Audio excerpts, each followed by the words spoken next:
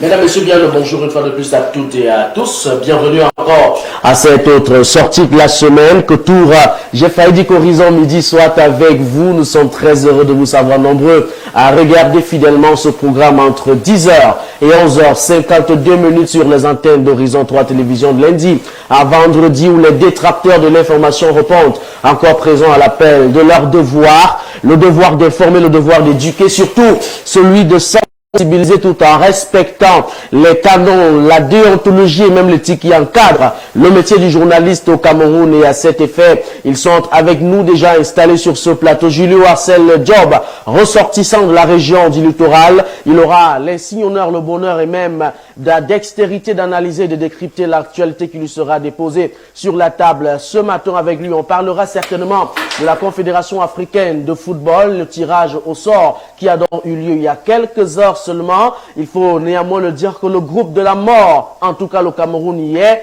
dans le groupe F. Comment comprendre les enjeux justement autour de cette importante cérémonie? Le bon moment serait-il certainement arrivé? La fête du football, on en dira davantage au cours de cette session consacrée à Horizon Midi. En face de lui, Joseph Arsène Mbatchogo, lui également l'intrépide, l'indescriptible, celui qui a des analyses qu'on ne démontre plus sur des faits d'actualité qui lui seront soumis ce matin dans le cadre de ce programme. Il est ressortissant de la région du centre Cameroun. Mesdames, Messieurs, merci en tout cas de nous faire confiance. Joseph Arsène Mbatchogo, installez-vous confortablement à la maison. Romaric Mouafé, j'ai le bonheur, le privilège et même l'honneur de modérer les échanges encore ce matin. Toutes nos sincères excuses pour les 10 minutes de retard accusés dans le cadre de cette production. Joseph, bonjour et bienvenue. Bonjour Romaric, mesdames et messieurs, bonjour à tous. Nous sommes très heureux d'être là encore au rendez-vous. Nous pensons que Dieu prêtera sa science et sa connaissance, ainsi que son intelligence, pour continuer à réveiller des millions de Camerounais qui ont tourné le dos. On ne peut pas comprendre pourquoi est-ce que je suis héritier d'un pays comme celui-ci. Moi, j'abandonne mon héritage et mes droits pour que quelques individus y jouissent et leurs enfants et leurs petits-fils. Pendant que moi, j'écris, je souffre, je ne peux pas pleurnicher à l'église. Il est temps donc que nous reprenions tous le destin en main et que, dans quelques mois, que ça se sache qui doit vraiment être là. Ce n'est plus ces affaires où on menace, où on corrompt. Même les biais là, les gens les prendront, mais ils décideront sur l'avenir de leurs enfants. Parce que nous autres qui avons plus de 40 ans, notre avenir est déjà derrière. Notre avenir n'est plus devant, c'est celui de nos enfants pour lequel nous nous battons maintenant. Il est vrai que mon avenir, ma carrière politique sont encore tout à dessiner, mais en termes de peut-être de projets, de jeunesse, c'est déjà derrière. J'ai encore tout à démontrer. Donc nous y sommes. Nous y sommes, Joseph Arsène Mbatchogo, pendant qu'on constate une certaine cacophonie au sein de l'écosystème, l'opposition camerounaise qui se déchire depuis quelques jours. On aura le temps justement d'épiloguer sur cette actualité également. Ces trop vieillards qui ont justement appelé à la candidature d'un autre vieillard. C'était hier, on parlait des congrès, des chefs traditionnels qui se sont mis ensemble pour dire qu'ils voulaient absolument revoir Paul Biya aux affaires. On aurait également temps d'édifier la lanterne de ces téléspectateurs qui davantage nous font confiance dans le cadre de ce programme. Merci en tout cas d'être des nôtres ce matin. Permettez-moi d'accueillir également Julio Arcel Job en toute franchise. Merci d'être des nôtres ce matin. Merci Romaric, bonjour. Bonjour Arsène, bonjour à l'ensemble des Camerounais qui nous regardent ce matin. Réel plaisir de vous savoir encore costumé ce matin. C'est vrai que si j'avais eu le dress code, je me serais également mis en boubou. Mais bon, c'est bien grave. Ça viendra. J'avais le dress code bien avant, je me serais mis un bobo aussi. Ben, ça c'est une coïncidence. Hein. C'est une coïncidence. Il n'y a pas eu d'entente bien avant. On espère justement qu'à l'avenir, pour le bonheur de ceux qui nous regardent, il y aura une certaine uniformité en ce qui concerne le dress code. Ben, le directeur il n'a qu'à donner des instructions pour que ton tailleur maison arrive et nous prenne des mesures. Pas comme les mesures du Cameroun, hein, mais les vraies mesures. Horizon Midi est une émission assez crédible et que naturellement, un habilleur devrait pouvoir nous contacter. Tout à fait. Un habilleur comme Aminou Design, il l'a si bien fait. Et il était avec nous dans nos locaux. On espère que dans les prochains jours, il tiendra non seulement à sa parole, que nous aussi, nous tiendrons à la nôtre. Julio Arcel, vous aviez la parole, vous allez la garder pour ce sujet d'entrée. Ils partent des mines, justement, pour des morgues Nous sommes là dans la ville de Batouri face à cette liste des morts qui ne cesse de s'allonger de ce côté et même à l'utilisation très inappropriée du mercure dans les sites de mines, justement dans la région de l'Est Cameroun. Il y a que des associations de défense des droits de l'homme ont interpellé et appelé le gouvernement à penser à une politique pour pouvoir encadrer le secteur de ces exploitants miniers. Vous ne pensez pas qu'il était temps de faire allusion à cette actualité, Julio? Ah ouais, mais on peut pas le dire autrement. C'est l'exploitation illégale. Très illégale. Malheureusement, qui est souvent sujet à beaucoup de risques. On ne peut pas le nier. Encore que le Cameroun, ce n'est pas une actualité exclusive au Cameroun. Vous savez que ces jours-ci, récemment encore, il y a eu plus de 127 morts dans une mine en Afrique du Sud. Tout à fait. C'est des cas qui reviennent tout le temps, tout le temps. Ce qui est sûr, c'est que lorsqu'on exploite illégalement des ressources minières, il y a beaucoup de risques qu'on en meure. C'est malheureusement la réalité. Mais la précarité qui domine l'Afrique fait que les gens sont obligés de se livrer à ces pratiques au risque, au péril de leur vie.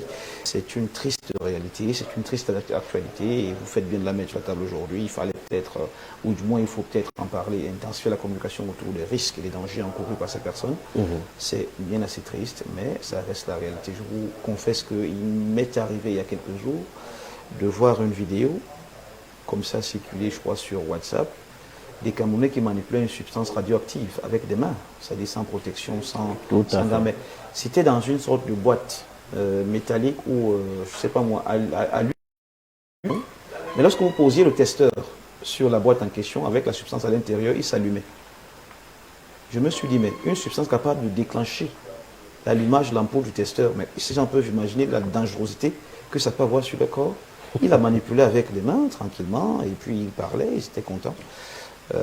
J'ai eu beaucoup de peine. J'ai eu beaucoup de peine parce que je ne vois pas comment une petite matière enfouie dans un truc qui est censé protéger celle-ci et qu'on poserait simplement le testeur sur la protection et qu'il s'allumerait pourrait être sans danger ou sans conséquence sur leur santé. Donc malheureusement des cas comme ça sont légion et c'est pas malheureusement la dernière ou les victimes qu'on comptera. Tant qu'il y aura exploitation illégale, il y aura des morts. D'accord. On parle de cette liste qui s'allonge, Joseph Arsène Batsogo, l'utilisation inappropriée du mercure. Je lui en faisais un témoignage tout à l'heure, mais finalement, qu'est-ce qui peut justifier ce tropisme, cette envie exagérée pour la population dans la région de l'Est, à se concentrer uniquement dans l'exploitation illégale de la mine, ceci au risque même de perdre leur vie, mais on a l'impression qu'ils se foutent pas mal. Et de l'autre côté, le gouvernement qui ne pense pas également à des mécanismes pour encadrer un tel secteur d'activité et même encadrer ceux qui y sont. Je suis peut-être d'accord que l'exploitation est risquée. Et illégale. Non, on ne prête pas les mille idées. Je sais très bien ce que parle veut dire. D'accord. Je suis peut-être d'accord à l'idée de ce que l'exploitation est risquée. Mais l'illégalité par les populations, non. Je m'offusque. C'est la richesse nationale. Dites-nous. C'est la richesse nationale. Alors, c'est pas vrai. C'est pas vrai. Il y a des matières qui appartiennent. J'arrive. Aucune matière n'appartient à l'État. Vu comme entité, je vous dis que je refuse cette loi que j'estime inique. Mais ça n'empêche pas que c'est ça. C'est justement pour ça donc que les gens estiment que c'est leur terre. Je suis né dans mes terres, elles m'appartiennent. J'ai le droit d'exploiter l'extérieur. Ce qui se trouve en dessous ne vous appartient pas, c'est ce qu'on vous dit. Ah ben, ça m'appartient. Absolument pas. Ça m'appartient. C'est justement un débat donc qui est ouvert. Ce droit qui m'est refusé, je le conteste et je le révoque. Parce que celui qui est en vigueur est primeur. Est-ce que c'est toutes les lois qui sont en vigueur qui sont les lois équitables? Il y a plein de lois uniques. Uniques et des lois anticonstitutionnelles qui sont votées et appliquées dans notre pays. C'est pour ça que je disais que ne me prête pas le terrain parce que j'ai ma parcelle de terrain, j'ai le titre de fonction, on me dit que mais ce qui est en bas ne m'appartient pas. Ça appartient à qui? À l'État. L'État, c'est qui? C'est vous. Alors? Non, pas toujours. L'État est vu. Tu vas me laisser au moins développer un Il y a instant. l'État qui est vu comme nous tous. Il y a l'État qui est vu comme tu vas me laisser développer. Oui. Non, nous avons l'habitude de pervertir ce... Je ne pervertis pas, Et ça Julio. devient à un moment donné en Je ne pervertis Quand pas. on dit l'État c'est vous, c'est nous, L'État, c'est trop moi. facile. C'est Et partiel. non, Oui, d'accord. C'est non, partiel. écoutez, Il y a un écoutez. prolongement de la Je vais gestion de arriver. l'État. Laisse-moi développer. Non, Laisse-moi développer. Je suis obligé de vous laisser Je vais arriver. Quand je Mais vais- c'est mon temps de parole, non? Votre C'est mon temps de parole. Est uniquement de pervertir. Je ne pervertis absolument rien. L'État, Je suis dans le c'est bon ça. Au sens. commencement, vous et moi. Je vais quelque part. Mais dans Mais il me son laisse même pas prolongement- avancer. Dans son... Ce n'est pas Quel prolongement? Quel c'est le prolongement? pouvoir central. Quel, C'est l'État central. quel pouvoir central? Quel État central? Nous sommes dans un État décentralisé. Vous le dites, c'est bien. D'accord. Julio, vous allez permettre. Même le mode de fonctionnement de l'État est contesté. Joseph aujourd'hui. Arsène Batsogo. Je vais continuer avec mon développement. Je n'ai même pas développé un tiers de ce que je On va voulais. vous laisser parler. Je voudrais simplement prier à Julio de vous laisser justement le temps d'aller jusqu'au bout. Bien dans le coup, tu l'as fait. De toute façon, on lui repassera la parole pour... C'est pour ça qu'il a dit qu'il tient dans le coup, parce Voilà. que, bon, j'étais dans des disances que je refute le caractère de qualification illégale, surtout quand ce sont les populations, les riverains, les autochtones qui exploitent.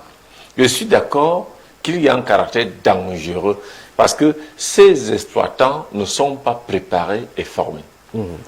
Je m'en vais donc dans ce sens, développant en disant, qu'est-ce qui justifie que ces associations, ces jeunes réunis en association, en GIC, à un moment donné, ne puissent pas aussi avoir une licence d'exploitation, dans un premier temps. Deuxième des choses, si l'or et toutes ces matières précieuses, autant que soit peu, comme la loi le dit que ils appartiennent, ces ressources, elles appartiennent à l'État, mais comment expliquer une pauvreté aussi criarde et ambiante de ces zones, de ces populations, de ces zones où on exploite? Ailleurs, quand on exploite le bois, il y a tout un cadre réglementaire qui accompagne. On dit qu'il y a la redevance forestière, il y a les forêts communautaires, il y a les primes, les indemnités de scie qu'on reverse et tout, et tout, et tout. Pour ce qui est de la terre au-dessus, lorsque les agro-industries viennent prendre des grandes surfaces, il y a des bails amphithéotiques qui sont négociés, il y a, je ne parle même pas d'indemnisation parce qu'au village, très peu de gens ont des titres fonciers, c'est des baux qui sont négociés pour que les gens puissent garder de la subsistance. Même chose pour le bois. Aujourd'hui, alors, ce sont des ressources naturelles. Celle-là même, la terre, elle n'est pas renouvelable, mais le bois, lui, il est renouvelable. Maintenant, quand il s'agit des ressources minières, on dit interdit. C'est comme le pétrole d'aujourd'hui. Peut-être l'exploitation au Cameroun n'est pas encore à une dimension, comment je vais dire, nationale, dans le sens où on a plusieurs pôles, plusieurs puits, plusieurs foyers d'exploitation de pétrole. C'est quelques zones encore sur le pétrole qu'on appelle offshore, qui est exploité jusqu'à aujourd'hui. Mais pour ce qui est des mines, les zones les plus pauvres au Cameroun, c'est la région, dans la région de l'Est et dans la région de l'extrême nord. Et dans la région de l'Est, qui est l'une des régions les plus riches, où on trouve facilement les minéraux, l'or, et ce qu'on, moi j'ai jamais vu ça, mais on parle du mercure là-bas, on parle du diamant. Mais allez donc voir comment ces enfants, comment ces jeunes sont tellement pauvres, abandonnés à eux-mêmes. Et si on encadrait un temps soit peu ces jeunes pour dire, ok, les Chinois, puisqu'ils sont les spécialistes dans l'exploitation, ils font l'exploitation industrielle, mais vous faites semi-artisanal, on vous encadre de la même façon, on encadre ceux qui cultivent le cacao, ceux qui cultivent ceci, le café, et on organise les achats. Mais on dit seulement que c'est interdit. D'accord. Permettez à Julio Arcel, hein, qui avait certainement 2 mots à coller à votre suite. C'est vrai que c'est pas du tout obligé que je réagisse à la suite. Non, pas réagir, mais peut-être apporter Parce que du vôtre. il y a beaucoup de vrai dans ce qu'il a dit. Il y a également beaucoup d'opinions personnelles. Donc du coup, je ne vois pas pourquoi je vais commenter l'opinion de M. Mbatsoko. C'est son droit de refuter l'expression exploitation illégale en matière de... En termes d'exploitation de matières premières, c'est tout à fait son droit, mais ça reste que c'est juste ce qu'il pense, lui. Les faits sont là. Lorsque vous exploitez ce qui est dans le sous-sol au Cameroun, vous êtes dans l'illégalité. Étant un homme juste, j'ai envie de dire ainsi, ou de justice. Je pense que ce qui est illégal l'est, même si les lois ne sont pas toujours celles que nous aurions souhaitées. On a l'occasion de changer les choses en prenant véritablement rendez-vous avec notre histoire. Et ce rendez-vous, c'est entre 2025 et 2026. Il faut que les Camerounais prennent réellement la chose à bras le corps et qu'ils comprennent qu'en la vérité, ils peuvent revenir à l'état qu'ils souhaitent, au fonctionnement qu'ils souhaitent. Ça implique les inscriptions sur les électorales, ça implique le vote massif, ça implique la disparition des préjugés et que sais-je encore. Il faut que les gens arrêtent de toi tu es traite, toi tu n'es pas traite, toi tu es si, qu'on a effectivement un projet de société qui puisse fédérer tous les Camerounais. C'est ça qui est plus important, le reste n'est que plus distraction. D'accord, merci beaucoup. Hein. C'était là ce qu'on pouvait dire relativement à ce sujet d'entrée, mais finalement, qu'est-ce que l'État attend pour encadrer un tel secteur, peut-être aussi qui contribue à sa manière à la stabilité ou à la stabilisation de notre économie? C'est toute la grosse question. Notons néanmoins que les associations qui se sont concentrées, qui ont accepté de se concentrer sur les droits de l'homme au gouvernement, et on attend de voir finalement ce qui sera fait dans les tout prochains jours. Joseph Arsène Batsogo. Donc cette décision s'inscrit dans la lignée des positions conservatrices du camp républicain qui intensifie sa lutte contre ce qu'ils appellent les droits LGBTK. Les associations des droits de défense des droits humains, les associations de défense des droits humains ont dénoncé cette mesure, estimant qu'elle fragilisera davantage une communauté déjà vulnérable. Mais sauf que Trump est resté dans sa décision. Julien Arsène-Job, Trump qui est resté donc ferme dans sa décision.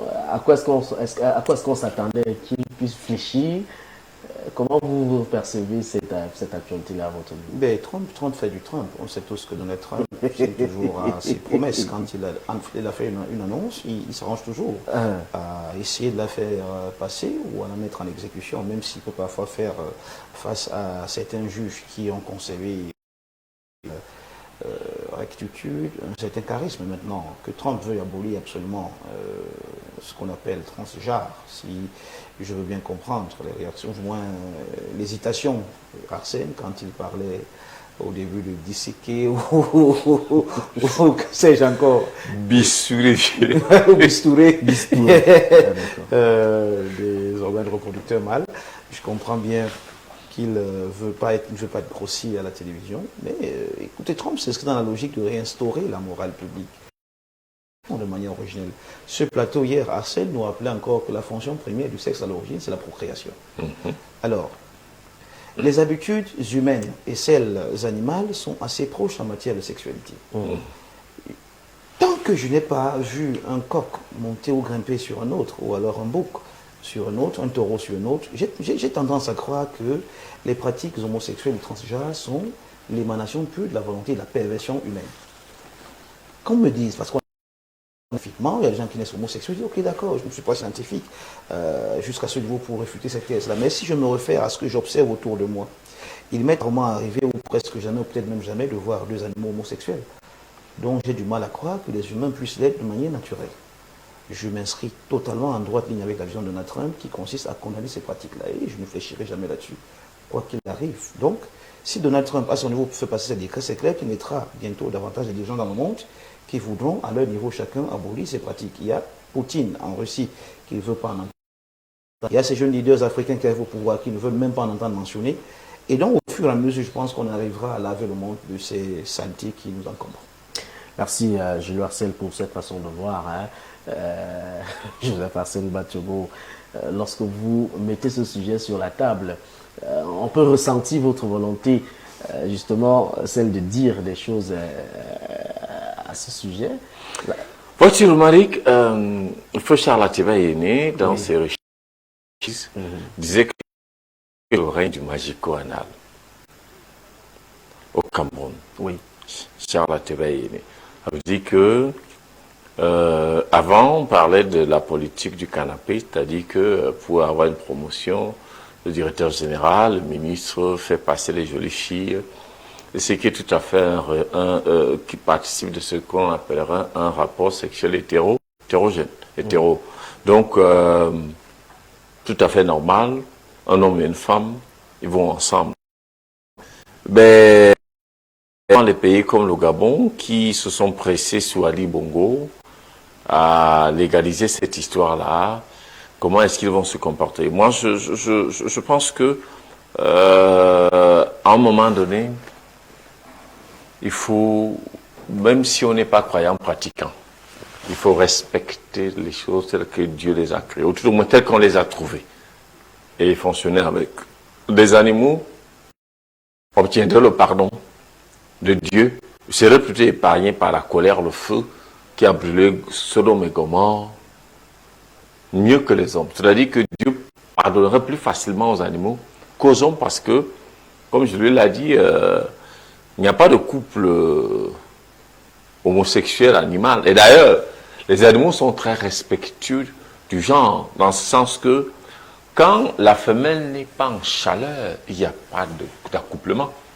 il n'y a pas d'acte sexuel. Tout à fait. Le mâle, les animaux, la plupart des animaux sont polygames. Ils sont polygames. Ceux qui sont monogames, ils sont obligés de faire de longs voyages à la recherche des coquins, comme par exemple le bouc, le chien mâle, il fait des kilomètres à la recherche de la femelle. Là, il trouve une femme qui est en chaleur, le gars s'installe. Dès qu'il finit de féconder, il rentre chez lui.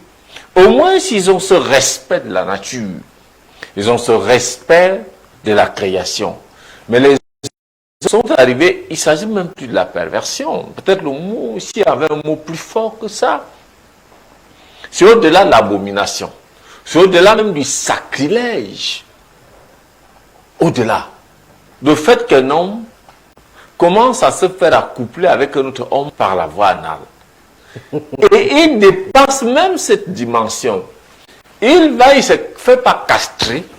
Il se fait bissourer ces bijoux de famille que Dieu lui a donné, comme quelqu'un, une femme étonne avait chanté le bâton de commandement de Nam, le chef. Oui. On te fait bissurer, on t'injecte les hormones. Et puis un homme, avec la barbe, se retrouve avec les seins. Et on lui fabrique quelque chose qui ressemble à un sexe féminin, un vagin et tout le reste. Et tu le vois aussi marcher comme un démon avec les manières. Mais c'est pas croyable, ça. C'est pas possible. Et une histoire courait dans les réseaux sociaux comme ça, que la grand-mère que Macron a épousée serait une transgenre. C'est-à-dire qu'elle était d'abord, oui, j'ai lu, c'est que dans les réseaux sociaux on dit tout, qu'il y a même une plainte qui a été déposée, que à l'époque, l'homosexualité ou a fait quoi, et que Brigitte Macron serait au départ un homme qui s'est fait castrer et qui s'est fait transformer en femme. Et puis Macron le savait, et qu'au départ, quand Macron était encore tout jeune, était étudiant, la version officielle n'est pas la bonne. Cette Brigitte-là a attrapé Macron, ils ont commencé à faire les choses, et puis maintenant, les rôles se sont inversés. Vous voyez, à quel niveau, c'est extrêmement démoniaque, c'est tellement hideux et sadique. Et je pense que chez nous au pays, il faut bien qu'on augmente la persécution contre toute tentative de dérive. Quand on voit un jeune homme qui a des comportements, des envies, des velléités allant dans ce sens, que dans les commissariats, on ouvre des cellules particulières anti-machin là, anti-la chose là. D'accord, anti la chose là, c'est assez dégoûtant, hein? On ne peut même pas utiliser ce qualificatif. Voilà donc qui est dit. Nous ne sommes pas prêts de toutes les façons à fonctionner dans cette atmosphère, dans cet écosystème. C'est un sujet assez, je ne vais pas dire passionnant, mais qui vise davantage à sensibiliser, même si d'aucuns pensent parfois que c'est encore faire plus de publicité et bien d'autres choses. Oui, c'est vrai, Omar, mais disons qu'il y a beaucoup de mauvaises foi aussi autour de ce sujet, et surtout de la part des défenseurs, de ceux qui s'y prêtent d'ailleurs. Si on nous devenait tous, que deviendrait le monde? Il pourrait à sa fin, ce serait la fin de la procréation, il faut que les gens arrêtent à un moment donné. Vous avez fini de faire vos enfants, ils sont bien, et puis vous constituez un défenseur, défendeur, ou tout ce que vous voulez, des droits de ceux qui pratiquent cela. Si ça avait commencé à votre époque, vous ne serez pas né. Si ça avait été légalisé, vous ne serez fait, vous n'aurez pas eu d'enfant. À un moment donné, on cesse l'hypocrisie qui est autour de cette là. Elle n'est pas du tout recommandée ou recommandable. Et voilà, si une fois on peut s'accorder avec probation moins une chose en 42 ans, c'est que c'est vraiment une chose. Vous gardez la parole, donc, pour partager cette fois-ci votre fait d'actualité avec vous, Julio. Oui, Romaric, en espérant que la Encore un régie fait de société. Pour un fait de société, naturellement. Parfait. En espérant encore que les deux sont presque liés. Il y a que nous allons parler dans un tour dans le monde. Ce qui s'est passé au Maroc, c'était le tirage au sort comptant pour la CAN 2025 qui se jouera en terre marocaine.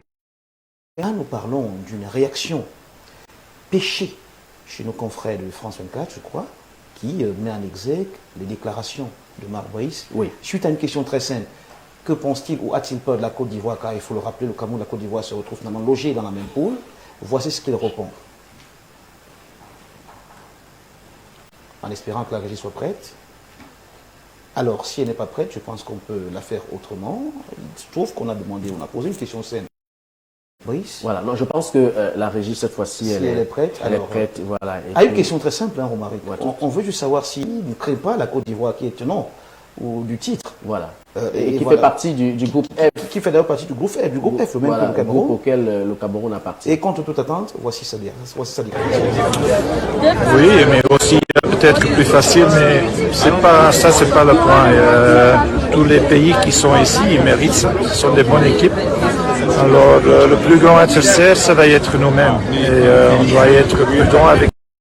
Ça veut dire on doit rester dans notre philosophie de jouer.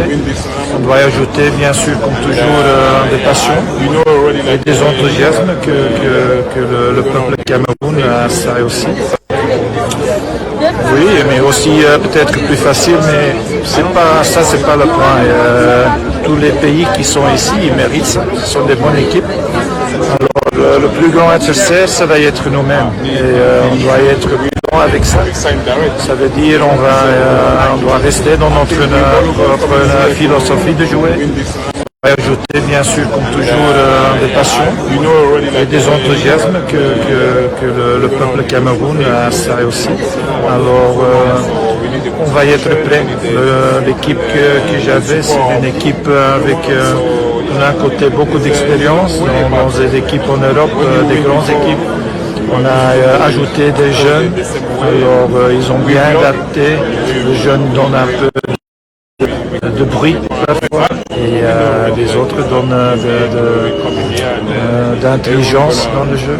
Et ce mix est bien. La seule chose, on doit rester soudés, on doit rester motivés. On n'a pas peur de aucun. Ça doit être très très clair. On est quand même du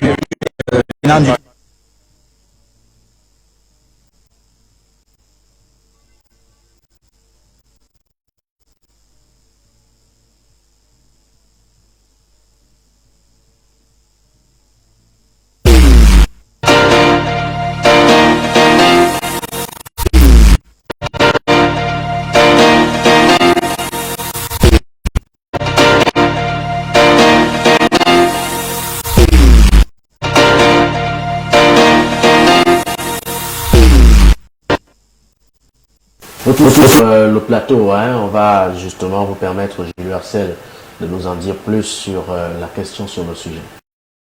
C'est triste, c'est que lorsqu'on nous pose la question de savoir s'il ne crée pas la Côte d'Ivoire, sa réponse la tweet. La première réaction, c'est la déclaration. On n'a pas peur du taux, on n'a pas peur de la Côte d'Ivoire non plus. On voudrait comprendre quel est le rapport entre la crainte d'une équipe qui est dans un groupe logé dans lequel votre équipe à vous se trouve et Samuel Eto'o, qui est le président de la fédération de votre pays, dont votre employeur. C'est à peu près un propos qui a créé un véritable scandale hier et aujourd'hui sur la toile. C'est pour ça qu'on se permet de mettre la table ce matin, pour essayer de comprendre à peu près l'esprit de Marc Brice. Qu'est-ce qu'il recherche à travers cette déclaration? Où est-ce qu'il va en venir? Question qu'on se pose. Merci à Julio Arcel. Tant de questions qu'on se pose, Joseph Arsène Batsogo, on demande à tout un entraîneur, sélectionneur, de savoir ce qu'il pense justement, quelles sont les stratégies, mécanismes qu'il pense mettre sur pied pour venir à bout de la Côte d'Ivoire, champion en titre justement en ce qui concerne la Coupe d'Afrique des Nations.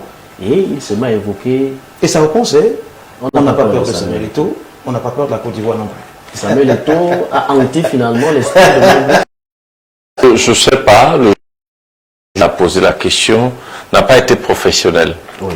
il n'a pas été professionnel parce qu'il devait le relancer. Immédiatement, tout à fait. Il devait le relancer pour lui demander que, écoutez, on a parlé de la Côte d'Ivoire, mais pourquoi vous dites que vous n'avez pas peur de Samuel et tout?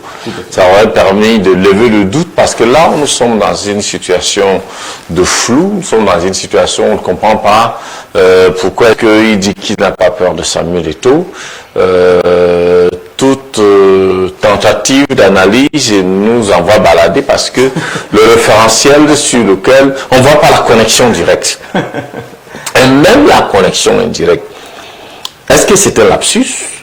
Mais je ne sais pas comment est-ce que cette déclaration pouvait être un lapsus. Qu'est-ce qu'il a derrière la tête?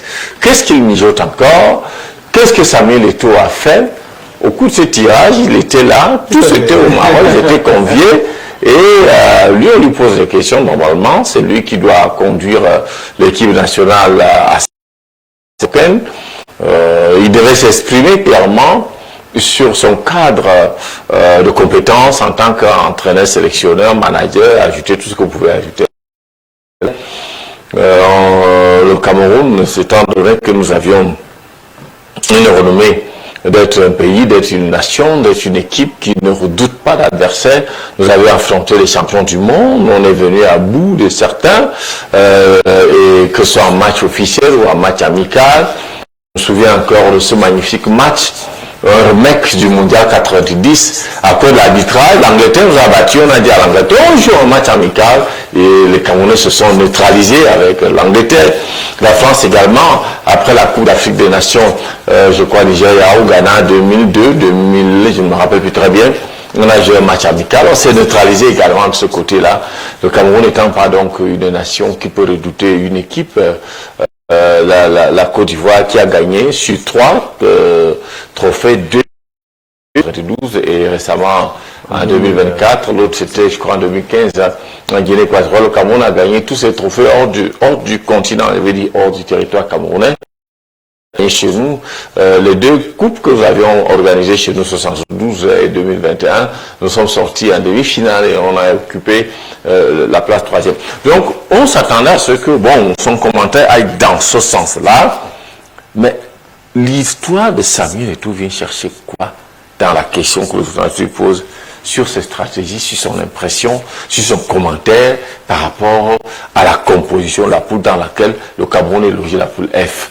Est-ce qu'il y a un autre conflit là, ou un nouvel épisode, comme nous l'avions dit dernièrement, que c'est toujours des épisodes de distraction pour essayer d'allumer, de désorienter les Camerounais qui ont du mal à vivre, à supporter encore dans ce pays-ci.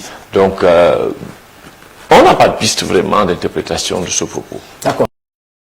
Un commentaire justement à cette sortie, alors que nous sommes en train de préparer visiblement cette Coupe d'Afrique des Nations qui s'annonce de manière grandieuse. Aujourd'hui, est-ce que la bataille malgré Samuel Eto'o fils ou alors Fédération Camerounaise MINSEP, doit-on savoir ou comprendre qu'elle a ressuscité?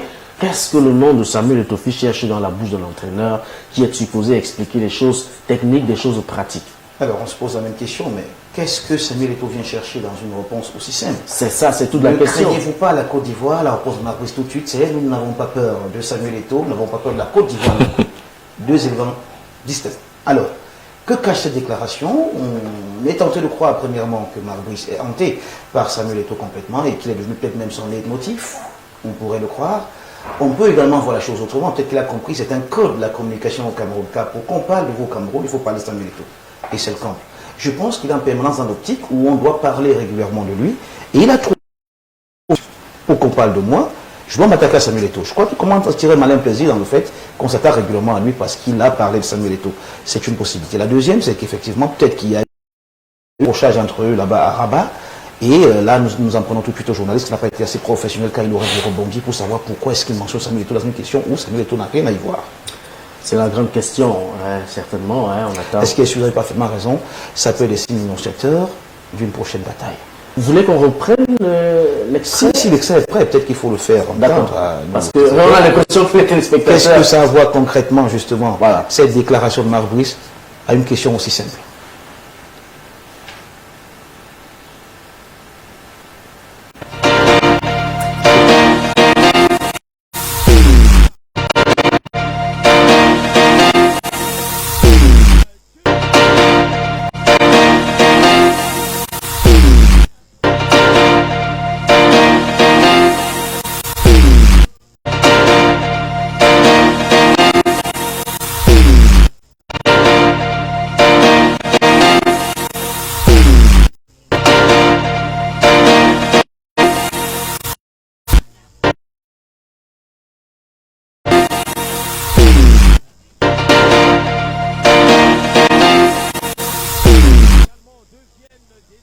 tous sur le plateau, on n'aura pas l'occasion justement d'écouter cet extrait.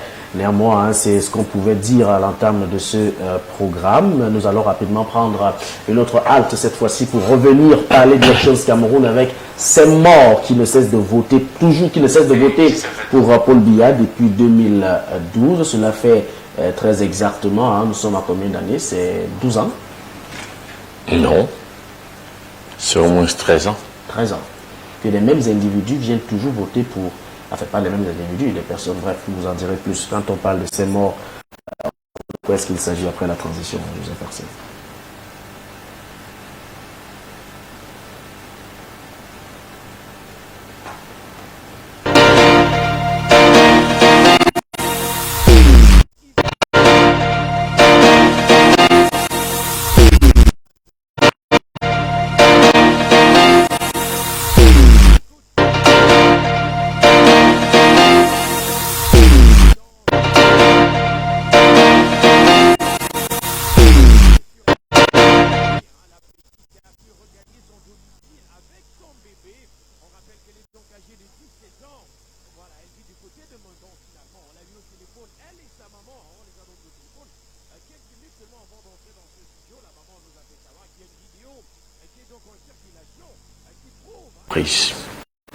La première, j'étais en train de discuter avec une conseillère municipale de chez nous et elle me faisait part de ce que lorsqu'il y a eu le renouvellement des organes de base du parti,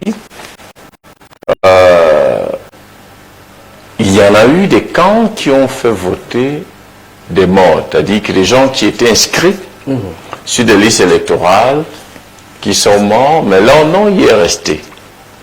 Il y avait encore, j'étais dans la voiture où un gars, comment il s'appelle les gens de ça, et on les appelle quoi, les gars de l'arrondissement de ça, ce sont pas les Manguissa.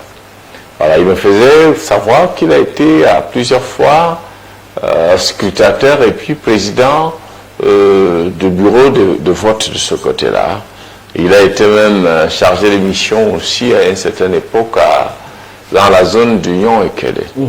Son constat, il a fait, c'est que son propre père et sa propre mère, morts depuis longtemps, il a fait le jugement d'hérédité, tout. Eux, ils continuent à faire voter son père et sa mère décédés depuis de très nombreuses années. Alors je me suis intéressé, je me suis dit, mais cette histoire, mais comment elle est comme fait exactement pour procéder à ce qu'ils appellent souvent le toilettage pour ces quatre figures? Je prends un village. 120 personnes habitent le village. Et entre deux élections, il y a 20 qui sont morts. Comment elle est comme fait exactement pour savoir que les 2 et les 20 personnes là sont mortes et il faut les retirer des listes électorales? Est-ce qu'il y a une disposition, un mécanisme particulier qui est activé par Élections Cameroun pour identifier les morts et les extraire des listes électorales? Ou tout simplement, ces morts sont acquis à l'actif du RDPC, du candidat du RDPC. Il n'est mentionné nulle part la collaboration entre les centres d'état civil, la mairie de l'arrondissement, puisque l'antenne communale n'est pas arrondissement, et l'antenne communale de l'ECAM, pour travailler en étroite collaboration de manière à ce que ceux, ou tout au moins celles des familles qui ont fait des déclarations de décès avec constitution, j'allais dire établissement d'actes de décès, qu'on soustrait les noms de ces décédés sur les listes électorales. Ça prend encore ce que moi, mais sauf que ce mécanisme m'est étranger, moi. Deuxièmement, beaucoup meurent dans nos familles. On ne prend même pas soin d'établir un acte de décès, surtout quand tu n'as pas laissé d'héritage. Quand tu n'as laissé ni enfant, ni une plantation ou un lopin de terre, puisque le terrain est devenu très précieux maintenant, tu as intérêt à établir un acte de décès. Mais tu avais ta carte d'identité, tu avais ta carte d'électeur, tu t'es inscrit sur liste électorale. comment les camps fait pour procéder donc à ce fameux toilettage? C'est la grande question que je vous pose. Finalement donc, des morts depuis 2012 continuent de voter. Moi par exemple, depuis 2012 à aujourd'hui, il y en a eu des morts au sein de ma famille. Nous avions établi des actes de décès, mais personne n'a pris le temps ni a même pensé d'aller les camps pour dire que, bon, ou les camps pendant les opérations de révision des listes électorales, n'a même pas fait une annonce pour dire que, écoutez, les gens qui viennent, si tu connais quelqu'un dans ta famille qui est mort, il faut donner son nom, comme ça on va arrêter les listes électorales. Absolument pas. Est complètement établi dans le taux de fait dans le ratio avec le taux de mortalité des adultes au Cameroun, qui une grande partie inscrite dans les listes électorales, comme une dizaine, des centaines, voire des milliers de morts qui continuent de voter à l'actif du RDPC et du candidat du RDPC. Julio Arcel-Job, je pense que c'est un problème, c'est important. Je ne veux pas parler de problème, mais c'est une préoccupation importante que Joseph met sur la table. Ces cas de décès qui continuent toujours de figurer, en tout cas leur nom, dans le fichier électoral, sur les listes électorales. Aucun Camerounais, même pas un acteur de parti politique, n'a eu cette conviction, j'ai failli dire, n'a eu cette idée d'attirer l'attention de l'Elections Cameroun. Vous ne pensez pas qu'il est quand même aussi urgent et grand temps de poser un regard là-dessus, peut-être pas un regard critique seulement? Non, mais Arsène met sur la table un autre problème. C'est très important. Je pense qu'il a même évité le vrai problème. Le vrai problème, c'est l'efficacité de l'état civil au Cameroun. Il n'a pas tout le système d'enregistrement des faits d'état civil au Cameroun n'a pas parfaitement raison. On peut enregistrer quelqu'un qui enregistrer une personne qui décède. Ça va de soi. Il a parfaitement raison. Mais moi j'aime le Arsène analyste. C'est quelqu'un que j'apprécie beaucoup. Quand il a sa posture d'analyse, quelqu'un qui raisonne, vous ne l'arrêtez pas, vous ne pouvez pas.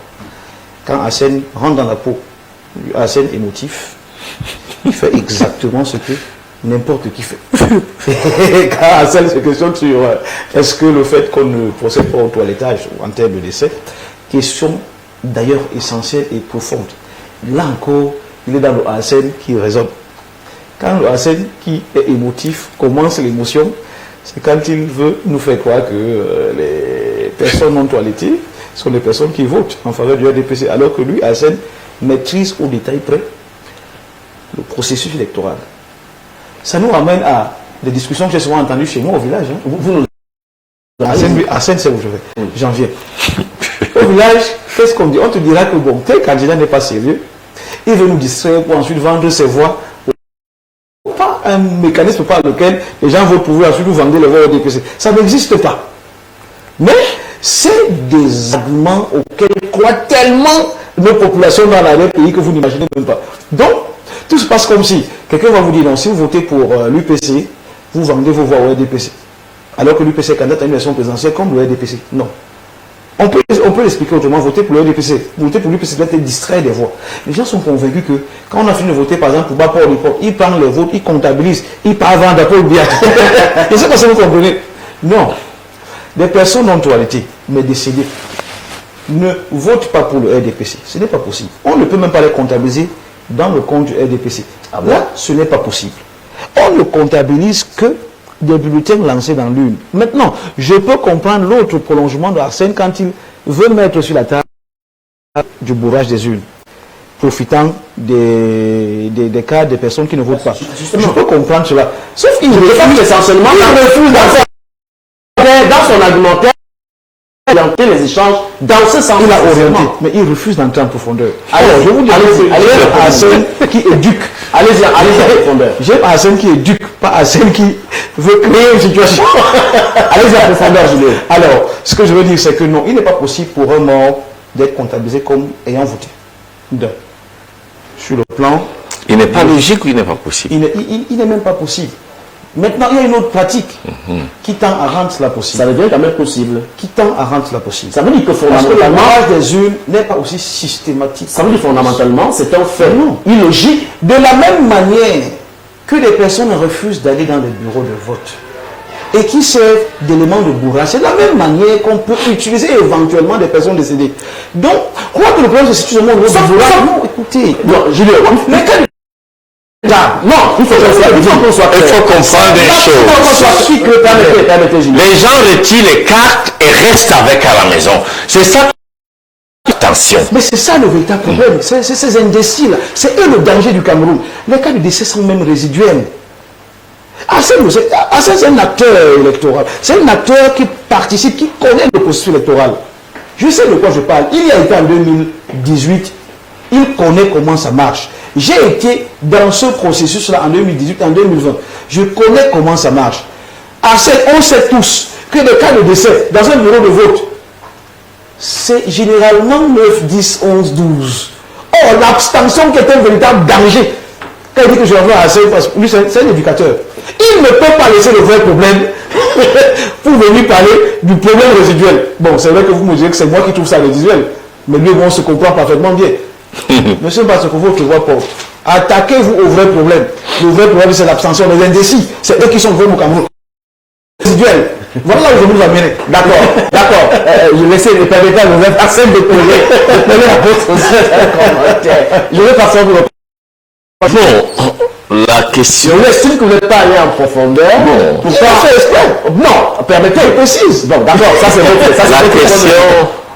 La question d'abstinence, d'abstention, pas d'abstinence. Pas d'abstinence, d'abstention. Ouais, non, mais c'est des cousins, non? On ne sait pas quoi vous pensiez. C'est des cousins. Ce sont des mots cousins abstant. Abstract. Donc, la question d'abstention est c'est même ce qui est à l'origine de l'immobilisme, parce que quel qu'en soit le chiffre que le CAM a publié, il se trouve que le nombre d'électeurs qui ne participent pas au vote est toujours plus élevé. Ouais, moi, j'interroge la capacité de l'ECAM à opérer la crédibilité de ce toilettage-là. Ouais. La capacité à l'opérer. Je convoque les mécanismes qui sont pour opérer le toilettage. Parce que pour moi, la réflexion va au-delà des morts. Elle touche la question de double inscription, de triple inscription. Ce qu'ils ont appelé les doublons. Comment ils le font? Étant donné que les appareils ne sont pas interconnectés à un serveur central, ce qui n'est pas impossible. Ce qui n'est pas impossible, toutes les antennes sont censées avoir une série de kits. Et pourquoi ne pas doter aussi de modems de connexion Internet qui permettent de relier tout ça au serveur? Tout est manuel. Tout est manuel. La seule différence entre le manuel manuscrit et les CAM, c'est qu'on a quand même un ordinateur sur lequel on tape. Donc, le mode opérateur de l'ECAM n'est pas très différent de la sténographie. La sténo, c'est seulement que tout est physique. Et l'ECAM, c'est un peu informatique. Et qu'on intègre des choses à l'intérieur dans un petit logiciel. On va donc faire le mélange. On va faire... Quelle est la fiabilité du toilettage? Comment ils le font pour nettoyer? Même si c'est résiduel, même si dans un bureau de vote c'est 10 morts, mais si quelqu'un dépasse avec 10 voix, il a gagné. Et c'est sérieux. C'est pas faux, c'est pas faux. Et c'est sérieux. C'est pas faux. Et vous allez voir, dans les zones urbaines, le vote se passe plus ou moins avec acceptabilité.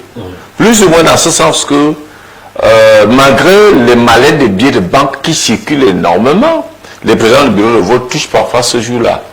Parfois 300, 400, 500 000. Vous pouvez vous imaginer ça? Que les gars du pouvoir en place, c'est pour ça que vous ne pouvez pas comprendre les motivations du vol organisé. Et pourquoi est-ce que étudier les laisse voler? Un gars veut se rassurer que dans sa circonscription, qu'il ait un pourcentage élevé, il met 50, 100 bâtons en place pour les 50 présidents du bureau de vote, pour les distribuer des espèces sonnantes et trébuchantes, si chacun lui ramène un PV avec 100%. Vous voyez donc l'enjeu. Maintenant, comment on fait pour savoir que celui-ci, on l'enregistre dans le cas Parce que le vote, c'est autre chose. Mais maintenant, le toilettage, les doublons, les morts, les triples inscriptions, les déplacés. Quelqu'un était là, il se déplace, il va à l'autre côté, il s'inscrit encore. Comment on fait? Les explications que les Camerounais souvent ne convainquent personne. D'ailleurs, qui ne s'expliquent pas sur ce point-là. Du coup, ça pose, au-delà de la publication de la liste électorale nationale, telle que l'ont revendiqué un citoyen camerounais, là, c'est Abdourahmane, je pense, le mouvement pour l'excellence du Cameroun dirigé par le président Maurice Kamto. Au-delà de cette revendication, il se pose d'autres problèmes que j'ai évoqués, et le soupçon même des bureaux de avec des listes fantômes. D'accord. Vous allez certainement revenir pour chuter relativement à votre analyse. Tout à l'heure, on va d'abord prendre la publicité puisqu'il est 11h. Et puis, on se retrouve juste derrière pour permettre de chuter et puis parler d'autre chose dans le cadre de cette production. Publicité.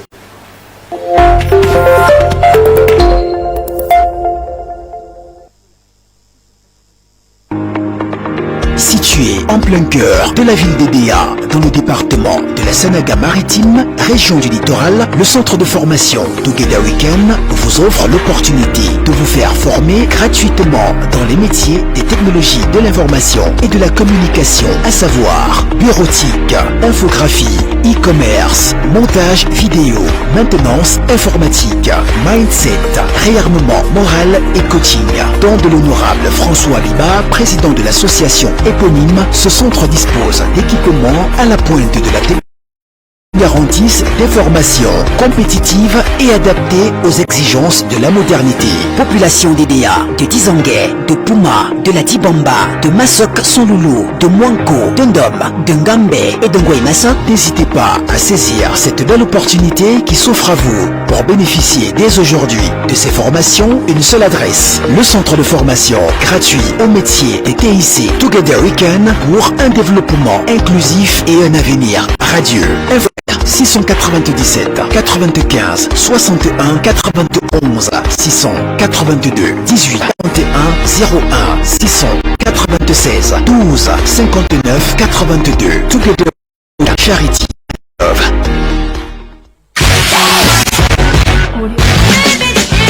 Vous êtes jeune, formé ou non et passionné par l'animation télé et radio? Le groupe Horizon 3 Média vous offre l'opportunité d'intégrer sa grande et dynamique équipe d'animateurs à travers un stage enrichissant. Pour postuler, c'est simple. Envoyez via WhatsApp une demande de stage adressée à la directrice générale du groupe Horizon 3 Média. Un CV et la photocopie d'une pièce d'identité au numéro 693 12 59 90 ou au 659 98 17 08 ou par mail à horizon3profil@gmail.com. Le groupe Horizon 3 est situé à Arala, Montécon-Tunisien. Horizon 3, l'ouverture sur le monde.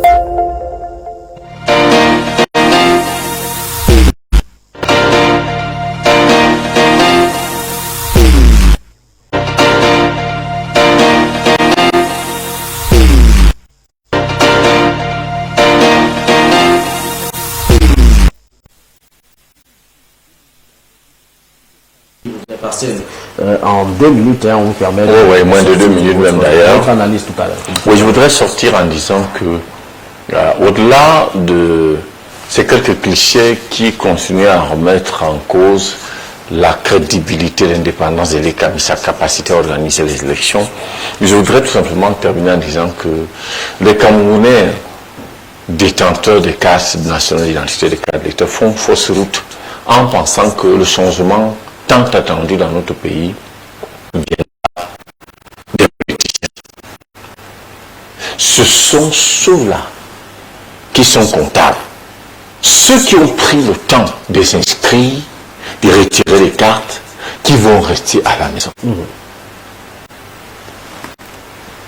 En moyenne, dans la médiocrité, et les camps publient les listes de chaque bureau de vote. Le plafond étant à 500, il y a des bureaux de vote de 400, bureaux de vote de 500. Maintenant, Dans un bureau de vote, la lutte pour le pouvoir, c'est anéantir le taux d'abstention.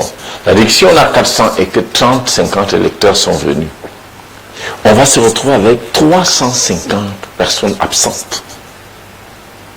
Or, dans ces 50, là, vous allez trouver peut-être que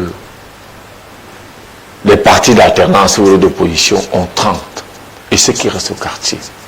Et puis ceux qui sont aux affaires, quand ils regardent, ils viennent avec des billets de banque, on dit bon ok, mettez-nous 400 qui ont voté au compte du RDPC et les 50 là au compte de l'opposition. On fait, les gens achètent votre souveraineté en votre absence volontaire et vous font subir leurs idées, leur logique, leur manière, et vous êtes les premiers à vous plaindre que la vie est chère. Pourtant, si vous aviez été là, vous avez rempli votre devoir, vous avez assisté au dépouillement, au comptage des votes, et vous êtes rassuré que le PV qui sort du bureau de vote là, celui du représentant de l'ECAM, ne prenait pas la direction de la sous-préfecture ou la direction de la résidence du sous-préfet directement à l'antenne des CAM. Beaucoup de choses auraient changé.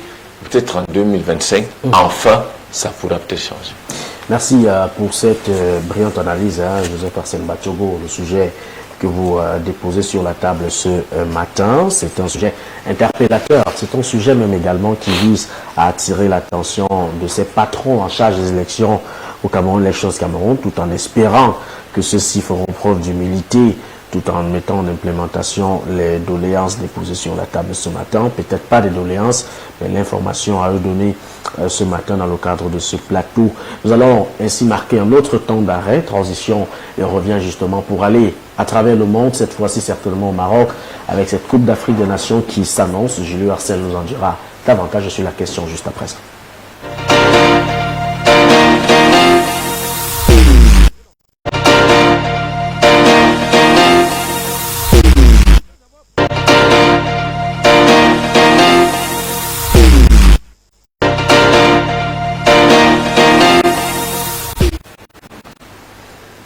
Retour sur le plateau pour parler justement de la Coupe d'Afrique des Nations Maroc 2025, le tirage au sort qui a bel et bien eu lieu hier, il y a quelques heures seulement. Les résolutions sont connues. Le Cameroun qui fait partie du groupe F, on en parlait tout à l'heure lors de ces sujets d'entrée. Julien Arsène Diop, vous nous en dites davantage. Oui, on paraît que les dés sont jetés. Désormais, chaque nation qualifiée à la prochaine Coupe d'Afrique des Nations, c'est elle évoluera, on va d'ailleurs pas supplier pendant très longtemps. Je pense avoir des affiches.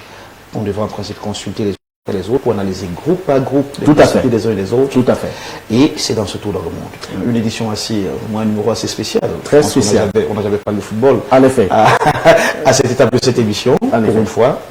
On va faire un tour. On se transforme en chroniqueur sportif. Heureusement que les analyses de haut vol n'ont pas de terrain qui leur soit complètement étranger. Peut-être avec la régie Romaric et peut-être sous votre modération, naturellement, oui, on a le groupe constitué du Maroc, du Mali et des Comores. Je ne sais pas s'il faut aller à tour de rôle, c'est vous qui voyez. Allons-y, vous êtes parcours les groupes. C'est vous qui dirigez. Peut-être c'est mieux qu'on parcourt un groupe, on passe à l'autre. Voilà. Pour que la régie soit en phase avec nous. Voilà, ici je ne sais pas si il faut donner mon avis à moi avant de vous laisser la parole.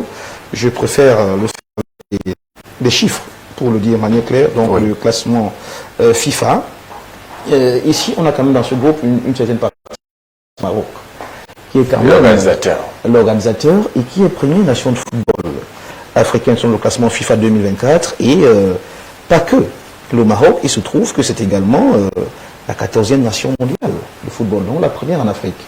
Romaric face au Mali, qui selon mes calculs, selon le classement FIFA, en principe est, je crois, 8e nation de football africaine et 51e au niveau mondial. Alors, choc Mali-Maroc, peut-être tête d'affiche dans ce groupe. Quelles sont les possibilités de la Comore? Il faut noter que le match d'ouverture aura lieu entre le Maroc et les Comores. C'est-à-dire d'office, sur le papier, on pense que c'est plié pour les Comores. Il y a le Mali qui reviendra plus tard avec la Zambie. Le Mali a plus de chances de l'emporter sur la Zambie, même s'il y a plus de nations de football. Et le Maroc reste le maître là, si on se fie aux chiffres, aux statistiques. Voilà un petit peu mon analyse sur le groupe A. Voilà. D'accord. Il faut quand même reconnaître aussi la performance malienne quand on sait effectivement que c'est une équipe. C'est pour ça que j'ai parlé de choc. Voilà. Voilà, peut-être avec le groupe B, hein, pour avoir aussi la vie. Voilà. Là, Mais je vais pas donner mon avis sur le groupe A. Ah d'accord, sur le groupe A. Allons-y avec Arsène. Peut-être la régie nous fera balader entre Je veux pas être les long. affiches et Je veux pas être le long. plateau. Contrairement à vous, pour moi, la Zambie, je vais prendre l'analyse au niveau continental. Le classement FIFA tient compte de beaucoup de paramètres, parfois, qui sont invraisemblables. Il a déjà trôné sur le sommet. Oui, naturellement, sous Evernard, Par face à la contre- Côte d'Ivoire. Par contre, le Mali n'a jamais eu le privilège de trôner. Même le Maroc, il me semble. Je peux me tromper, le Maroc n'a jamais été champion d'Afrique. Ils sont arrivés en demi-finale plusieurs fois. Je sais qu'on a joué la finale. Mais la Zambie a trôné. Dans ce plan du palmarès africain, la Zambie reste meilleure de ce côté-là. Le Maroc a plutôt fait des méga performances à la Coupe du Monde dernière. Est-ce que ce sera la même équipe? On l'attendait beaucoup à la Coupe d'Afrique des Nations. Ils n'ont pas arrivé au sommet. Donc, c'est une poule où on peut facilement retrouver Zambie, Maroc au second tour, ou tout simplement Zambie, Mali, mais ce sera difficile pour le Maroc et l'organisateur de rester. Ce serait très décevant. Même si ce n'est pas impossible. Ah, c'est pas impossible, bien sûr. D'accord. Mais ce serait très décevant. D'accord. On va passer justement En groupe B avec l'Égypte, ça c'est le groupe que je qualifierais d'ailleurs de groupe poule de mort. Il y a l'Égypte dans la même poule logique avec l'Afrique du Sud, une très belle nation de football, l'Angola qui monte en puissance en Afrique, et le Zimbabwe. Dans ce groupe, vous serez peut-être surpris, et au regard de l'évolution de la Coupe d'Afrique des Nations, je pense que chaque équipe a une chance de se retrouver au second tour. Pour moi, le Zimbabwe ne fait pas le poids. Une poule qui sera compliquée. L'Égypte, la reine de l'Afrique, il faut le dire. Hein. C'est l'équipe, le pays qui a le palmarès le plus élevé. L'Afrique du Sud, ses performances sont mitigées ces derniers temps sur le plan continental. Après son sacre en 96, ils ne sont plus jamais montés sur le podium. Sur le toit du continent, l'Angola aussi a des ambitions sur le plan du football, mais n'a pas encore véritablement confirmé à l'échelle continentale. On va passer à autre chose, parlant certainement du groupe C. Oui, peut-être le groupe C faire la culpa. En 1976, donc au moins un trophée. 76 ans, oui, ça doit Voilà pour cette petite précision. Voilà. Le groupe C, on a le Nigeria, la Tunisie, l'Ouganda, la Tanzanie. Tanzanie. Bon, ici, naturellement, si on se fie au papier, le Nigeria a des chances de l'emporter quand on sait que les deux. Il y a quand même le tout récent Ballon d'Or qui, si je ne me trompe pas, est nigérian. Donc, il est nigérian. on peut croire qu'ils ont toutes les chances de l'emporter et d'être même dans la tête de liste. Dans ce groupe-là, Tunisie, qui n'est pas en reste, on sait que le football maghrébin évolue très rapidement, surtout quand ils sont en phase finale de Cannes. L'Ouganda, c'est encore une nation relativement moyenne selon moi. La Tanzanie, elle aussi, relativement moyenne, même si il peut arriver des cas de surprise. Ça aussi, j'ai quelques réserves sur la Tunisie. Est-ce qu'ils ont été champions d'Afrique? Je n'ai pas de souvenir, mais je sais que cette équipe a été très régulièrement qualifiée en Coupe du Monde. Tout à fait. La Tunisie a de nombreuses participations en Coupe du Monde. Le Nigeria aussi a été beaucoup malheureux finaliste lors des Coupes d'Afrique. Cameroun a été sa bête noire dans la plupart des rencontres que nous avions eues. En 88, c'était face au Nigeria, nous les avons battus. En 84, c'était face au Nigeria, nous les avons battus. En 2000 au Ghana, Nigeria, nous les avons également battus en finale. Donc sur les 5 trophées que le Cameroun a remportés, 3 ont été face au Nigeria en finale. Donc le Nigeria a de très très nombreuses participations et d'arriver au sommet, je crois qu'ils ont 2 Coupes d'Afrique des Nations, si je ne me trompe pas. Au Nigeria. Alors, il faut apporter encore un petit rectificatif. La Tunisie, je crois, l'a emporté en 2004 à domicile. Je peux me tromper, mais je pense que c'est ça. D'accord, on va parler de la République démocratique du Congo, du Sénégal. du Bénin, je crois, et du Botswana. Le prochain tour avec voilà, le groupe de la régie. Vous aviez raison, Romaric, vous êtes en phase avec la régie. Le groupe D, conçu du Sénégal, de la RD Congo, du Bénin, du Botswana. Ici, tout naturellement, le Sénégal, on ne va pas se le cacher, est une très grande nation de football avec des pépites. Il y a la RD Congo qui, elle aussi, a un football local. Et on est tenté de croire que ce sont là les deux favoris de cette poule. Le Bénin, relativement moyen, le Botswana, relativement moyen, mais je maintiens que le football africain change énormément et donc on peut s'attendre à beaucoup de surprises, mais sur le papier, les favoris sont le Sénégal et la RD Congo. Ah oui, le Sénégal super favori. Ouais, avec super favori, on fait bien de le dire, Hassan. Avec de meilleures performances au niveau continental d'ailleurs. C'est une équipe que le Cameroun redoute actuellement. Beaucoup d'individualité et un jeu collectif avec l'entraîneur qui a été nationalisé, qui a construit tout un socle, comme on dit, une équipe, un collectif impressionnant. Donc, et qui a su partir. Ah oui. Après tout ce qu'il a fait. Il laissait toujours quelque chose, un très bon héritage. Donc nous pensons qu'il va être bien géré. On les attend directement au second tour. Deuxième nation de football africain et 17e mondial. Classement FIFA. Classement FIFA 2024, tout à fait. Voilà. Attendons de voir justement ce que le Bénin fera face à ce Botswana. Je pense que c'est sa 5e participation à Coupe d'Afrique des Nations. D'accord. Alors ici, nous avons l'Algérie, le Burkina Faso, la Guinée équatoriale et le Soudan. Vous serez surpris. C'est une où il y a au moins 3 équipes qui sont potentes, qui ont des mêmes chances de passer au second tour. Il y a l'Algérie, on se souvient encore de l'Algérie sous Belmadi, avec tellement de polémiques. C'est, je crois, si mes souvenirs sont très bons dans ma tête, là, quand il y a une nation africaine de football, 6 mois vérifiés, bon, on y reviendra.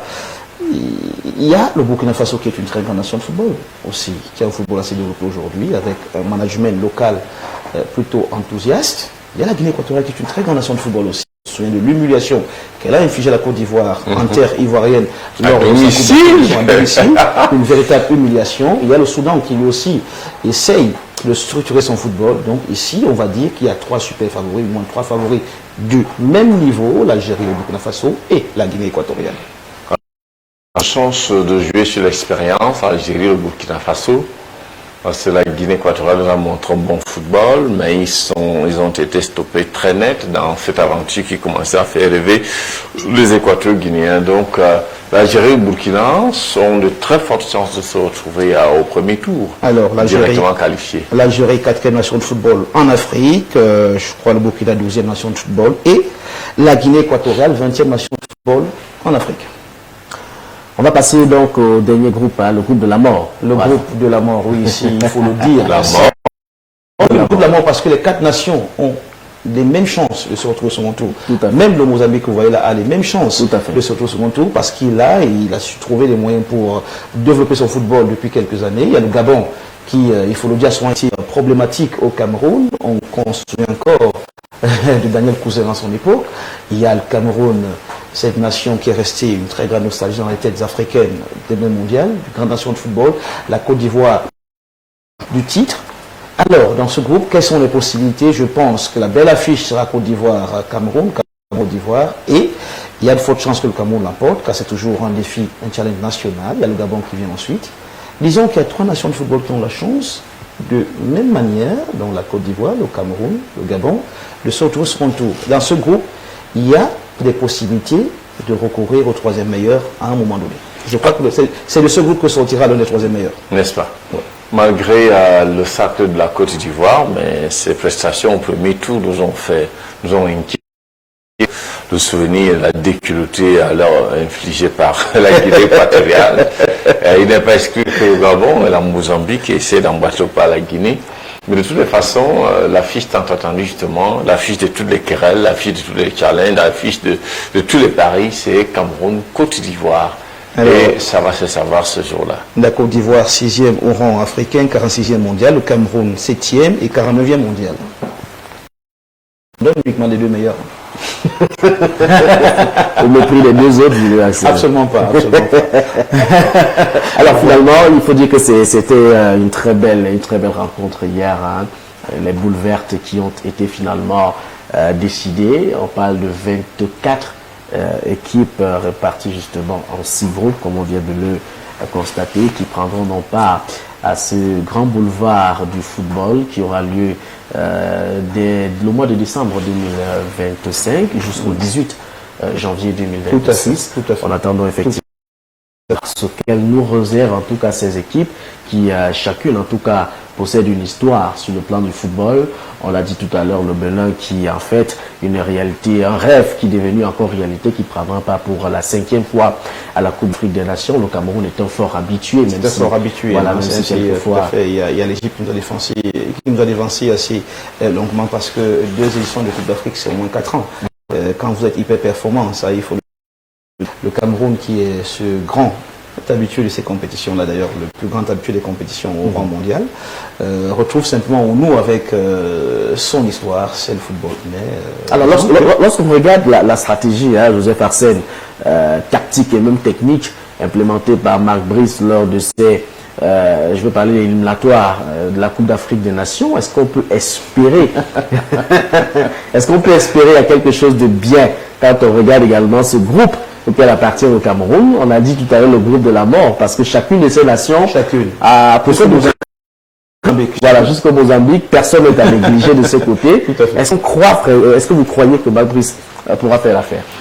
Pour moi, le riz de Julio est un riz qui m'inquiète parce que ça n'a pas rassuré pendant les éliminatoires. On a joué, on a remporté des matchs comme quelqu'un dirait au forceps, et il n'y avait pas un jeu convaincant. C'est vrai aussi que cette équipe a cet esprit qui est autour des lions indomptables. Quand ne vend pas la peau du lion cher, ils sortent des espoirs. La dernière Coupe d'Afrique était un collectif avec Hugo Bross. Personne n'avait pronostiqué sur le Cameroun. Personne n'avait. D'abord, on n'avait pas d'individualité au sens propre du terme. Celui qui était pourtant prétendu être le bon joueur était au banc. Ça allait dans tous les sens. Et puis finalement, les gars ont joué, comme on dit, la maçonnerie, et puis ça a payé. Les défenseurs marquaient, on avait les marqueurs, un gars, 2 gars de vie qui marquaient, les Nkoulou qui venaient marquer, les attaquants même. Certains joueurs, je me demande comment est-ce qu'on avait fait pour sélectionner celui-là, il portait le dorsal 9. La paix, est-ce qu'on a enterré l'âge de la guerre? Est-ce que les vieux des mondes vont-ils pas se réveiller lors des sélections? Parce que finalement, chez nous, il y a les Camerounais eux-mêmes qui sont des sélectionneurs, il y a le président de la PECAFOOT qui est sélectionneur, il y a le ministre lui-même qui est sélectionneur, il y a les anciennes gloires qui sont des sélectionneurs, il y a les entraîneurs autres. Tout le monde est sélectionneur au Cameroun finalement. Est-ce que Marc Brice aura donc les mains libres pour pouvoir nous dérouler son art de tacticien? On a encore beaucoup de temps. Et puis moi, je suis préoccupé également par la préparation. C'est-à-dire que le temps, les stages dans cette affaire. De moins en moins, les joueurs font des stages pour roder les automatismes dans un jeu de cohésion. Parce que c'est l'équipe arc-en-ciel, hein. On ramasse en Turquie, on ramasse quelques joueurs en Angleterre, on ramasse en France, on ramasse par-ci, par-là. Et puis on crée quelque chose, des gens qui n'ont presque jamais joué ensemble, qui ne jouent jamais ensemble, qui se sont découverts seulement à l'équipe nationale. Quand il y a suffisamment de temps de préparation, ils peuvent encore peut-être avec le niveau professionnel très élevé réussir à nous sortir un jeu. À l'époque, quand les Lions gagnaient encore au niveau mondial, au niveau continental, vous aviez près de la moitié de l'équipe qui joue au championnat national. À l'époque, vous aviez 2, 3, 4 professionnels qui venaient.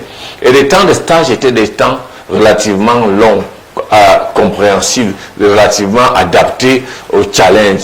Mais maintenant, le regroupement 2 semaines, et puis à peine 3 semaines, quelques entraînements par-ci, des matchs amicaux d'une certaine envergure, on n'en a pas toujours, parce qu'il faut discuter il faut discuter ça. Or, cette expédition du Maroc, on peut rééditer notre aventure de 1988, où les Camerounais sont sortis. Alors que je n'étais pas encore, que j'avais pas encore. Non, je n'ai pas dit ça. Je voulais donner un commentaire, mais la crainte de me faire fléchir. L'histoire n'appartient pas seulement aux témoins. Voilà, merci. L'histoire appartient aussi à ceux qui l'ont bien étudié. Voilà, merci. Et ceux qui ont interviewé les témoins d'histoire, ils en font une meilleure synthèse. D'ailleurs, je sors par là, le meilleur évangile de la Bible a été écrit par celui qui n'a pas été témoin de Christ. Tout à fait. Je n'aurais peut-être pas dû vous sur le tas de Paul. C'était une... Non, c'est le médecin. Ah, le médecin. Le médecin Luc. Il n'a pas été... Luc le médecin. Ah, d'accord, d'accord. Voilà. Ouais. J'ai affaire à deux évangélistes. Hein. Luc le médecin n'a pas été... Il n'est ni apôtre. Je me plie. Hein. Il n'était pas apôtre. Il n'était pas parmi les 11 disciples non plus. Mais c'est l'évangile le plus complet. D'accord. Je me plie à vos... On va pas parler des Non, enfin, on revient sur ma conclusion. Je vous mets votre conclusion. Je vous relance simplement. Partagez également votre avis, Marc Brice. C'est quelque chose extrêmement compliqué. Marc Brice, dites-nous. Ben, écoutez, sur le plan statistique, il faut quand même noter que Marc Brice, depuis qu'il a la tête des Lions notables, n'a pas perdu un seul match. Je crois qu'il a fait 2 matchs nuls. C'est plutôt une très très belle prestation. On n'a pas eu le bonheur de déguster ça depuis un bon moment, même si je crois que c'est juste le fait de l'engagement démesuré des Lions indomptables, parce qu'il n'a pas un fond de jeu propre à lui. Il est dans la continuité de ce que Rigobert Song-Barnak avait entamé à la tête de cette sélection-là. On s'attend à voir finalement Marc Brice qui se démarque, qui prend ses marques, et surtout Marc Brice qui travaille dans la sérénité. Je suis naturellement de ceux qui pensent qu'il faudrait qu'on lui laisse plus d'espace, même si je ne trouve toujours pas de rapport entre une question seulement posée et l'implication de Samuel Eto'o. Je voudrais lui dire qu'il ne sait pas exactement où il se trouve. Il pense, quand les gens lui racontent que le Cameroun est particulier et atypique, que c'est une blague. Il pense qu'il connaît même le degré d'ondoyance de ces Camerounais-là, mais il en est loin du compte. En fait, les Camerounais compliqués en situation de crise, je pense qu'il ne s'avisera plus jamais à faire ce qu'il se permet de faire au Cameroun, pouvoir croire qu'il est dans le droit de faire n'importe quelle déclaration et puis ça passe, vu qu'on a la protection du ministre, croire qu'on peut tenser n'importe qui ou lancer une pique à n'importe qui, et croire que parce qu'on a des résultats jusque-là probants, ça justifie tout et n'importe quoi. C'est ça confronté à la véritable difficulté. D'ailleurs, la première, le véritable baptême de feu sera face à la Côte d'Ivoire. S'il perd ce match, il apprendra ce que c'est que le Cameroun. Il va confirmer. Ah non, ce que c'est que le Cameroun, et je pense qu'il n'aura plus du tout envie de remettre ses pieds ici au pays. Merci Julien Asseldiop. S'il avait la maison, on allait brûler, mais il n'a pas de maison, il vit à l'hôtel ici. Peut-être les grands sorciers pourront lui envoyer un petit moustique pour voir dans quelle mesure le déranger un peu. De toutes les oui, les hôtels camerounais sont pleins de moustiques, c'est normal. On peut mettre un moustique chargé de mission. Bon, je n'ai jamais été dans un hôtel. Toi, tu es un habitué des hôtels au Cameroun.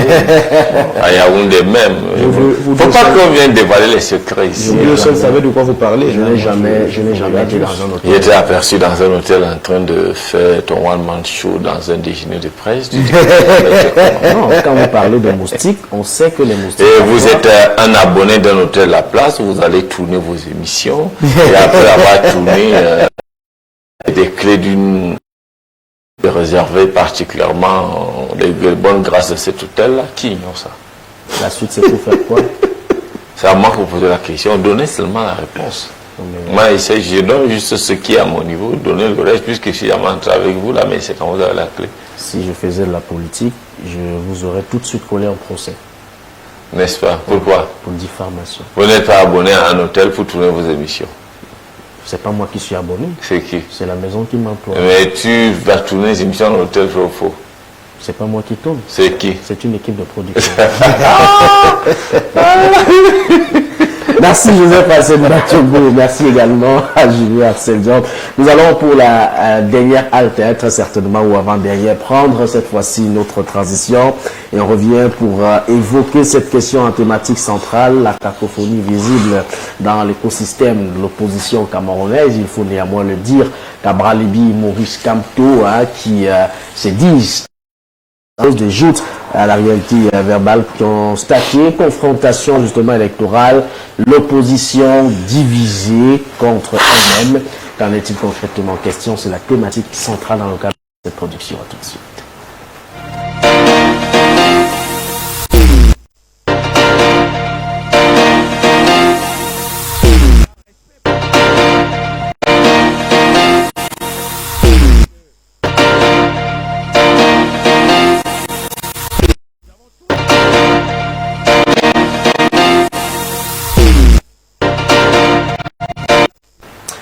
Confrontation électorale, l'opposition divisée contre elle-même. Julien Asseldiop, on a vu le président Cabral Libi, et d'ailleurs il s'est exprimé dans un journal de La Place. Ce n'est pas un secret, je suis d'ailleurs en IB avec le directeur de publication de ce journal qui me raconte des choses que je ne comprends pas bien. Cabral Libye, dans un direct via sa page, il a donc signifié si on peut avoir justement ce journal à l'antenne. On m'a pourchassé avec 200 millions de francs CFA, j'ai décliné l'offre. Des postes ministériels, on m'en a proposé 2 et 3 postes de directeurs généraux. Je suis constant. Si j'ai résisté à ces choses-là, pourquoi ferais-je coalition avec quelqu'un qui n'a pas résisté à cela? Et ce quelqu'un ici, il fait allusion à Maurice Kamto. J'ai lu Arcel Diop, le président Cabral Libye, qui estime que le fait de manger sur la même table que l'ONDPC est venu laisser faire croire, je veux dire, aux populations qu'il n'en est rien, n'est pas un jeu sincère. Et donc Cabral Libye se désolidarise d'une potentielle coalition entre Maurice Kamto et lui. Vous pouvez donc voir le poste à l'antenne. Maurice Kamto qui a dit vouloir être leader dans le cadre de cette opposition. De l'autre côté, Cabral Libye, avec qui on n'a pas certainement échangé, mais des personnes très proches de lui dans le cadre de la préparation de cette émission. Cabral Libye, il est pour le fait d'un vote ou des primaires afin de vérifier ou de voir effectivement qui peut être devant la scène dans le cadre d'une potentielle coalition. C'était juste pour situer les téléspectateurs. Mais la question fondamentale, c'est celle de savoir est-ce que de telles attitudes visent à renforcer non seulement l'équité, mais à renforcer la volonté de cette opposition qui veut à tout prix et à tous les prix le fauteuil présidentiel en 2025. Alors, vous devez savoir, là-dessus, il a souvent été constant. Cabral Libye, ça il faut le dire. Cabral, de ceux qui ont toujours dit qu'il fallait une coalition décidée par la majorité, du moins par des parties prenantes, et non une coalition de soutien. Cabral a toujours pensé que une véritable coalition, il fallait absolument soit passer par les primaires de l'opposition, et là il faudrait définir le corps électoral. Ensuite, il a proposé de manière très simple que si la coalition, jouer de la coalition par les primaires est compliqué, du fait de la complexité du corps électoral, il pourrait passer par des autour d'une table des candidats qui arriveraient à un consensus. Après, il me semble, il est resté d'ailleurs très constant là-dessus, qu'il avait proposé même un tirage au sort. Tout à fait. Parce qu'il estimait que chaque leader au sein de l'opposition peut porter la voix de celle-ci pour aller vers une élection présidentielle, si les autres se rangent naturellement en acceptant les résultats obtenus. Il a toujours été constant là-dessus. À l'opposé, il y a le professeur Maurice Kamto qui, il faut le reconnaître, a un bagage intéressant sur le plan professionnel, mais qui n'a pas non plus un très grand background en termes politiques, qui estime que lui, il est pour une coalition à condition que les gens se rangent derrière lui.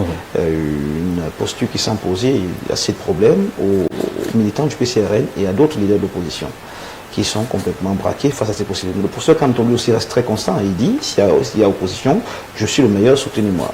Et il prend pour argument majeur le fait qu'il a été le principal challenger pour lui en 2018. Ça aussi, il faut le reconnaître. Il fut deuxième à une élection présidentielle. Mais après, entre être principal challenger d'un président de la République et d'un candidat qui a été voté et principal leader d'opposition, c'est deux choses bien distinctes, bien différentes. C'est ce qu'il faut pouvoir dire aux gens. Mais dans la pratique, vous avez raison, on assiste aujourd'hui à une segmentation de l'opposition, à une fracture de l'opposition, même si l'opposition n'est qu'un thème assez péjoratif. C'est deux partis politiques qui ont un objectif, la conquête du pouvoir. Voilà, même si les idéologies tout à fait naturellement à se tirer dessus. Mais aussi, chose qui est formidable, MRC n'a pas mis ses cadres à contribution dans cette querelle au quotidien. Alors, qu'est-ce que le MRC a fait? Le MRC a sous-traité sa défense et ses attaques à un groupe d'individus qui se présentent comme des sympathisants du professeur Maurice Kamto. C'est souvent des influenceurs. Je prends ici pour preuve les Boris Berthold, les Jumento et autres. C'est un challenge très réussi. Les cadres du MRC ne répondent pas aux provocations au nom du MRC. Ils le font que très peu. Quand ils sortent, c'est pour une communication institutionnelle. Maintenant, pour faire, entre guillemets, du sale, comme ça se dit au quartier, c'est ces personnes-là qui s'en chargent. Ils ne sont pas, ou elles ne sont pas cadres du parti MRC. À l'opposé, le PCRN n'a pas opté pour cette stratégie et est obligé à chaque fois de déployer ses cadres qui vont s'exposer pour répondre aux provocations ou pour attaquer. Parce qu'il faut noter, les deux partis s'attaquent depuis un certain temps mutuellement, avec une violence incroyable. En 2018 et en 2017 et post-2018, c'est le MRC qui attaquait. Le PCRN, après le PCRN est passé maître dans l'art, il a commencé à attaquer avec une violence inouïe. Le MRC qui aujourd'hui s'est placé dans la posture de défense ou de proie. C'est ça la réalité des deux formations politiques, malheureusement, qui ne fait pas ou ne donne pas de rêver. C'est une réalité, ça ne vraiment de rêver, mais chacun, étant à la conquête du pouvoir, a le droit de se défendre quand il se sent attaqué. L'ennemi commun est certes le RDPC, mais les adversaires sont autant le Paul Biya, Maurice Kamto Cabral Libye que tout le reste. Il faut noter que l'ennemi, c'est le RDPC, mais les adversaires, c'est tout le monde. Tout le monde est à la conquête du pouvoir. Est-ce qu'il faut absolument une coalition maintenant pour battre le RDPC? Je ne le pense pas. Alors, Joseph Arcel Batogo, voilà ce sur qui on comptait. Hein. On avait besoin d'un jeune pour représenter fièrement le Cameroun. Aujourd'hui, au regard de tout ce qui se passe dans le landerneau politique camerounais, deux leaders politiques, deuxième et troisième à l'élection de 2018, pour parler respectivement de et Cabral Libye, aujourd'hui des joutes verbales, se pose la question si finalement la population ne devrait pas donner raison aux autres. Romaric, je suis très mal à l'aise par rapport à ce sujet. Oui. Très mal à l'aise parce que les deux leaders politiques, j'ai beaucoup de sympathie, personnellement. Oui. Je connais la trajectoire de Cabral Libye. J'ai d'ailleurs fait un descriptif ici à la radio, une fois on l'a reçu, il a été très ému de ce que, en quelques minutes, j'ai tracé son parcours. C'est vrai, j'étais présent. Et Maurice Kamto, je l'admire aussi. J'ai réagi quand le poste a été envoyé dans le groupe, je me suis dit, si ce poste est vrai, parce que je me posais des questions, comment est-ce que Cabral peut arriver à dire de telles choses? Dans ce sens où je suis d'accord que le débat se poursuive sur les conditions, sur les critères, sur la possibilité ou la nécessité ou pas d'en faire une présenter un candidat. Je suis d'accord que le débat reste ouvert sur ce point. Je pense que sur cette constance, quand il a introduit Kamto dans sa logique, Cabral a sa logique et ses propositions, les deux sont d'ailleurs restés constants. En 2018, c'était un peu ça. Maurice Kamto critiquait quel sera le corps électoral, qui va jouer le rôle de l'ECAM, qui va jouer le rôle de contentieux post-électoral, en cas de tout. Il estime qu'il a toutes les épaisseurs qu'il faut. Bon, maintenant, lorsque j'ai lu ce poste, là où ça me pose problème, c'est que vers la fin, il dit, si j'ai résisté à ces choses-là, oui, ça c'est personnel à lui. Pourquoi ferais-je coalition avec quelqu'un qui n'a pas résisté à cela? C'est là où c'est cette dernière phrase qui, moi, me heurte, me pose un sérieux souci. C'est-à-dire que il faut quand même reconstituer le contexte dans peut-être il faut être dans lequel peut-être il faut dire quelque chose pour oui. être parce qu'il y a des personnes qui nous regardent. Oui. Cabral Libye, le président du PCRN, n'a jamais gardé sa langue dans le ventre lorsqu'il s'agit de dénoncer parfois les offres que le gouvernement actuel a eu à lui faire. Je pense que lors de son intervention, que ce soit ici à la à Horizon Radio. Tu me racontes une histoire, j'étais témoin. Voilà, non, c'est parce que vous avez... Je ne suis pas allé au bout de ma pensée. Quand tu m'interromps en plein déroulement, d'accord, allez-y, non, vous avez... pas fait un jugement haché. Non, c'est pas un jugement. Je disais de mettre les pendules à l'heure. Vous avez mis des réserves relativement... La dernière phrase, et j'étais donc en train de vouloir exposer les motifs de réserve, pour dire que il a refusé les offres des ministres et de DG. C'était par rapport à la récompense politique de son leadership. Il faut reconstituer le contexte pour dire que Maurice Kamto n'entre pas au gouvernement pour ses actifs politiques. Il faut comprendre. Il n'est pas directement au gouvernement. Il a été sollicité pour son professionnalisme. À l'époque, il était enseignant à l'université. Il devient donc, il n'est même pas d'abord agent, il était d'abord avocat. Mais sauf que, régulièrement, le ministre d'État, vice-premier ministre à l'époque, Amadou Ali, devait être déplacé comme un bagage à tout moment pour parapher les documents pour parallélisme diplomatique. Tout moment. C'est lui qui demande donc à Fédan Oyolo, je ne sais pas, à l'époque, il était au secrétaire général, pour dire que est-ce qu'on ne peut pas trouver quelque chose à Maurice Kamto qui va lui permettre que, étant agent, qu'il ait également les prérogatives gouvernementales diplomatiques. Moi, je suis fatigué d'être comme bagage arrive, on me dit signe ici et signe là. Mais Amadou Ali n'est pas un juriste de haut vol, n'est pas un publiciste internationaliste. C'est lui qui fait donc la... Pourquoi pas? On le met... Ah oui. Et on consulte quand il dit, bon, ben, si c'est pour servir la nation, je vais le faire. Donc, c'est un dossier particulier qui amène donc Maurice Kamto. Et lorsque le dossier est bouclé, il n'avait plus sa raison d'être là. Il est resté encore là 1, 2, 3 ans. Parti. Alors, dit que quelqu'un qui n'a pas résisté à cela, c'est comme s'il y avait une tentation, enfin pas une tentation, une offre du fait qu'il a eu un actif politique, comme Cabral Libya a un actif politique, puisqu'il est devenu leader, élu de la nation, il est sorti à l'élection présidentielle, c'est un actif politique. Et je crois que c'est à la suite de ça, ce n'est pas par rapport à l'expertise. Et d'ailleurs, il est reparti, Maurice Kamto. Je crois que cette phrase me gêne. Si c'est le reste des débats sur la critérisation de la coalition, pour moi, j'ai dit chacun est libre. J'ai dit je suis le meilleur candidat, j'ai les meilleurs atouts. Ça participe du débat politique et démocratique. Mais c'est pour ça que je ne sais pas, c'est le Cabral que je connais. Ou alors il a lu autre chose qu'on a écrit sur lui, parce que les gens, bon, lisent ça là. Parce qu'il y a même Hector Abia, qui est un ami à moi, qui est cadre au PCR. Je lui ai dit, mais Hector, c'est toi qui écris ça? Dans un forum, il m'a dit, bon, ben, je suis en train de répondre aux attaques. J'ai dit, mais de qui? Il m'a dit, bon, ben voilà. Et il a bien fait de spécifier que c'est des personnes, quelqu'un penserait que c'est le qui les envoie. Vous savez, dans chaque parti, il y a des militants, des cadres, des sympathisants, et puis des gens qui... On a l'impression que vous justifiez... Je ne justifie rien, je suis dans cette phrase. C'est dans cette phrase que je suis pour la question. Oui, dans la caravane Libye qui est suffisamment cultivée sur le plan de l'histoire politique du Cameroun, comment est-ce que son collègue politique, il peut qualifier qu'il n'a pas résisté? Moi, c'est le mot résister. Ça veut dire qu'il y a eu la tentation, il y a eu un appât qu'on a attendu. Vous estimez qu'il n'y a pas eu d'appât? Absolument pas. Il y a eu une nécessité pour l'intérêt national. Vous connaissez la preuve. Vous connaissez Maurice Kamto dans son fond? Bon, qu'est-ce que tu appelles fond?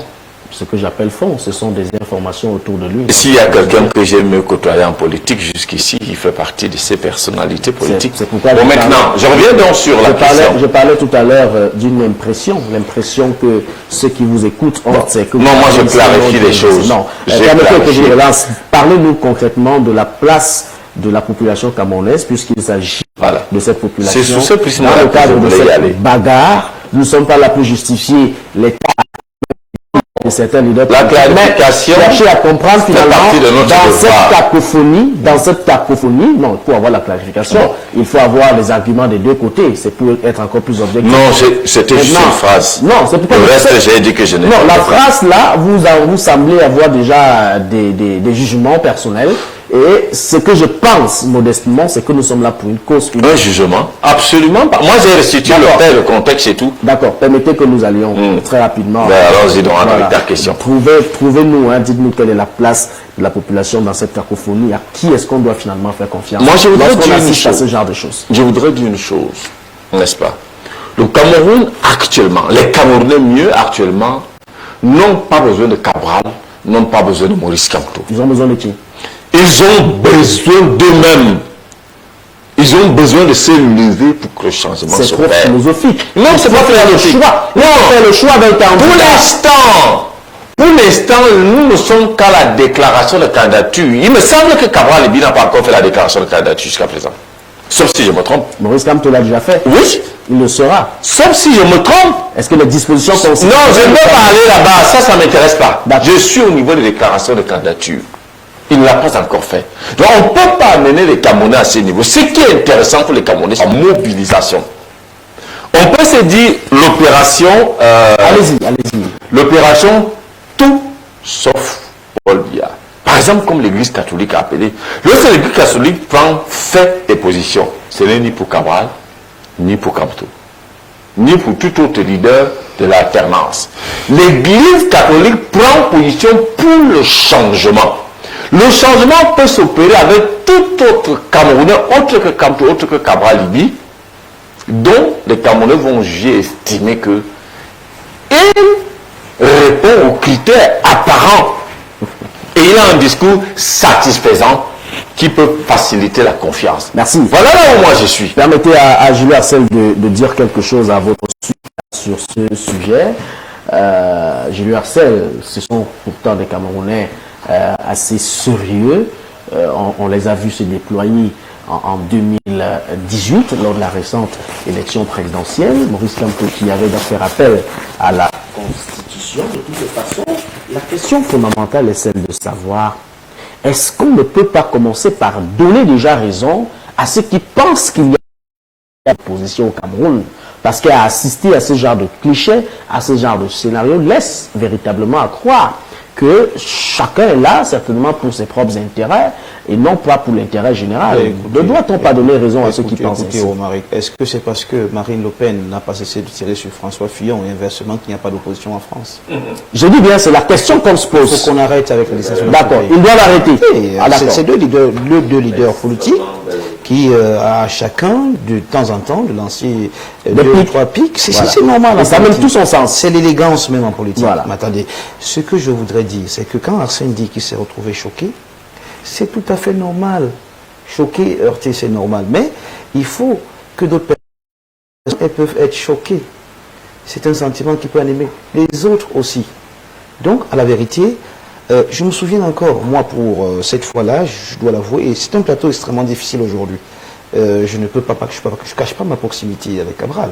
C'est certainement l'homme politique que j'ai le plus fréquenté. Que Arsène qui a plus fréquenté Maurice Kamto, le professeur. Donc, du coup, on peut croire que c'est un débat entre deux partis politiques. Non, absolument pas.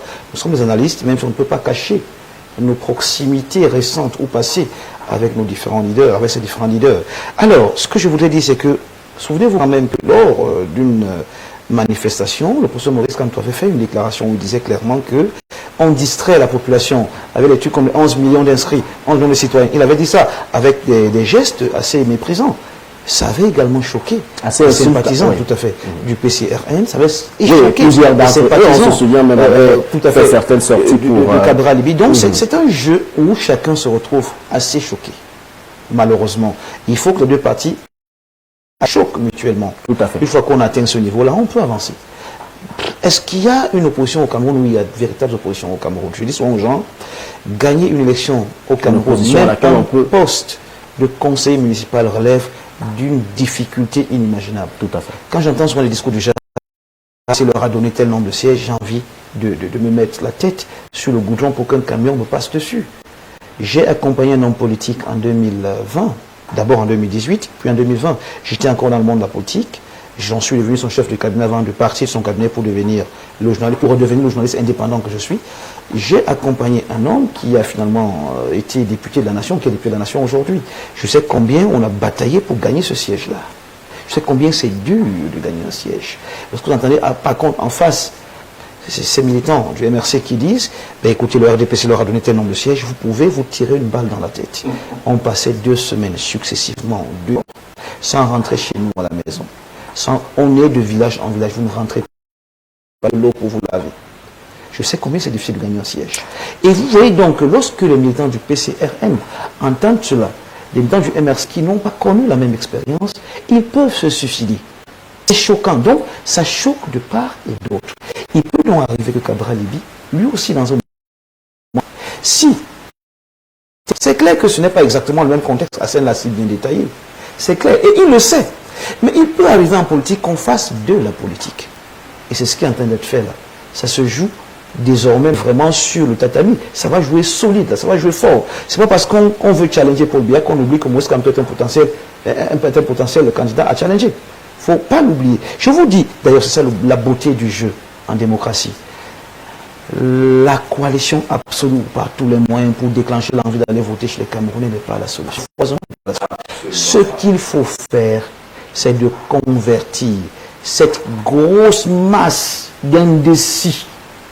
Il faut que ces gens, jamais aillent aux urnes. C'est eux qui plombent le Cameroun.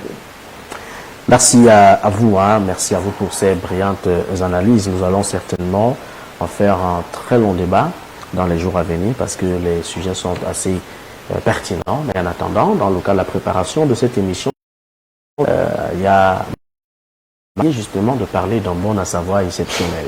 Celui qui porte sur l'urgence de respecter les vaccins, parce que tout à l'heure, elle travaillait sur une thématique, notamment la poliomyélite. Et lorsque j'ai vu moi-même les images, j'ai dit qu'il faut absolument éduquer les masses. La poliomyélite qui est une négligence parentale lorsque les enfants ne respectent pas les vaccins tels qu'administrés par certains médecins. C'est ce que nous avons choisi justement dans le cadre du bon à savoir. On en parle après la transition.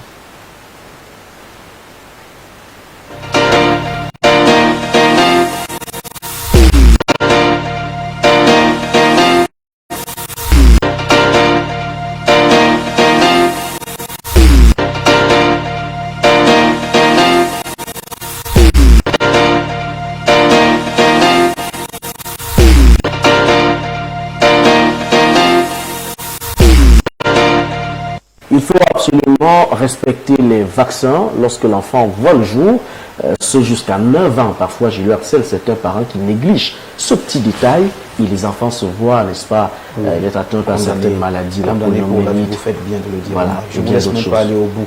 J'ai souvent combattu cet état de choses, l'ignorance en Afrique. Il faut respecter les vaccins. Ils ont été instruits pour ça. Il y a des laboratoires qui ont travaillé, qui ont trouvé. C'est on vous dira, au temps de nos grands-parents, il n'y avait pas ça. Sauf que les temps ont changé, le monde aussi, avec. Il y a 4 ans aujourd'hui, je crois très exactement, j'ai un de mes neveux, le fils de ma petite sœur, qui est né avec une malformation des pieds. Autrefois, on aurait condamné cet enfant à grandir avec ses pieds malformés, les pieds baumes. Sauf qu'aujourd'hui, l'enfant a les pieds tout droits. Et marche normalement, et vit son enfance normalement, comme s'il n'était pas né avec une déformation. Si elle était rentrée dans la logique des parents, que, oh, je l'ai né, ça va, Dieu l'a donné ainsi, on aurait condamné un enfant avec un handicap. Il faut suivre l'évolution du monde, on n'a plus le choix. Si les vaccins sont recommandés contre la polio, qui parfois, la non-prise peut être des conséquences incroyables, il faut s'arrimer aux normes actuelles, il faut s'arrimer au changement du monde. Il faut faire avec ce que le monde nous exige de faire. Et aujourd'hui, le monde commande un nombre de choses qu'il faut respecter. Votre femme a eu raison de vous conseiller ce sujet-là. Je précise, d'ailleurs, ça fera bien des jalouses, qu'elle est du corps médical. Donc, elle a raison de nous sensibiliser ce matin à travers votre voix. Façon de dire à celle qui vous regarde que vous avez bel et bien une femme et qu'elle est le chaman. Voilà. C'est comme ça que vous gâtez les choses déjà à la télé. Je vais passer l'urgence justement de respecter les vaccins. Ça devient important. Hein? On voit des enfants mal formés. Pourtant, ça n'a été que de la négligence parentale à leur bas âge. Qu'est-ce que vous dites à ces parents? On appelle plus concrètement localisation. Très bien. Oui.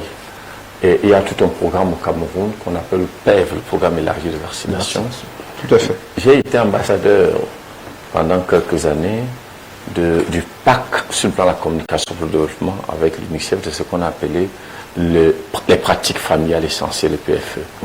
Et le calendrier de vaccination de 0 à 11 ans, d'ailleurs que tous les vaccins sont gratuits, il est disponible chaque fois qu'une femme a fait des consultations prénatales, qu'elle réussisse à accoucher à l'hôpital, même pas à l'hôpital, mais si elle se fait assister par une infirmière accoucheuse, même de notre autorité retraitée, on recommande toujours de suivre ces vaccinations parce que, comme je le disais, il y a la méningite, il y a la polio, virus sauvage, qui sont des maladies avec des conséquences irréversibles. Flasque aiguë, quand l'enfant attrape et qui n'a pas été vacciné, il est infirme à vie. Tout à fait. Il est infirme à vie parce que le virus attaque les membres deviennent flasques et puis les nerfs humains, ils ne se développent plus du tout. Ça devient toute une charge, cet enfant-là. Tout à fait. Donc il est très important. Condamné pour rien. Ah oui, par négligence. Par négligence. D'ailleurs, comme tu le disais, les grands-parents, le taux de mortalité infantile était trop élevé. C'est une triste réalité. À cette période-là. Qui n'est pas souvent mise en évidence. Oui, trop élevé par ignorance. Parce que, à un moment donné, En 10 secondes. les vaccins n'avaient pas encore été développés et beaucoup d'enfants mouraient. Aujourd'hui, le gouvernement camerounais, l'État du Cameroun, pour mieux dire, avec ses partenaires au développement, le Fonds mondial, ont mis sur pied des vaccins gratuits et on les retrouve d'ailleurs non seulement dans les centres de formation médicale publique et voie privée, il y a même des agents vaccinateurs ambulants qui sillonnent maison par maison pour pouvoir vacciner gracieusement les enfants. C'est pour ça que je termine en disant que quand on estime la population camerounaise, si on pense seulement les statistiques des programmes de vaccination, population assez proche de la réalité, tout à fait. Merci à tous. 11h55 minutes, très exactement, dans ce studio. Fin pour cette autre session consacrée à Horizon Midi. Le boulevard de l'actualité qui referme justement, je veux dire, ce bouton. On va se redire pour demain mercredi, lorsqu'il sera 10h, tout en remerciant humblement la grosse équipe de production mobilisée pour la réussite. Nicolas Sabessolo à la diffusion derrière la baie vitrée, à ses côtés l'ingénieur son en studio ici, les caméras qui ont bel et bien été prises en charge par Nicolas Abessolo en plus. Reine Christelle Tignier assure la coordination, supervision Laura François Biba, je lui harcèle, merci d'être passé par ici, à demain. Merci Romaric, demain 10h. Joseph Arsène Batchogo, c'est un plaisir. C'est une belle signature. Bonne journée à vous, mesdames et messieurs, à 12h30 à l'exotique Bécono pour le journal La Journée. À demain 10h.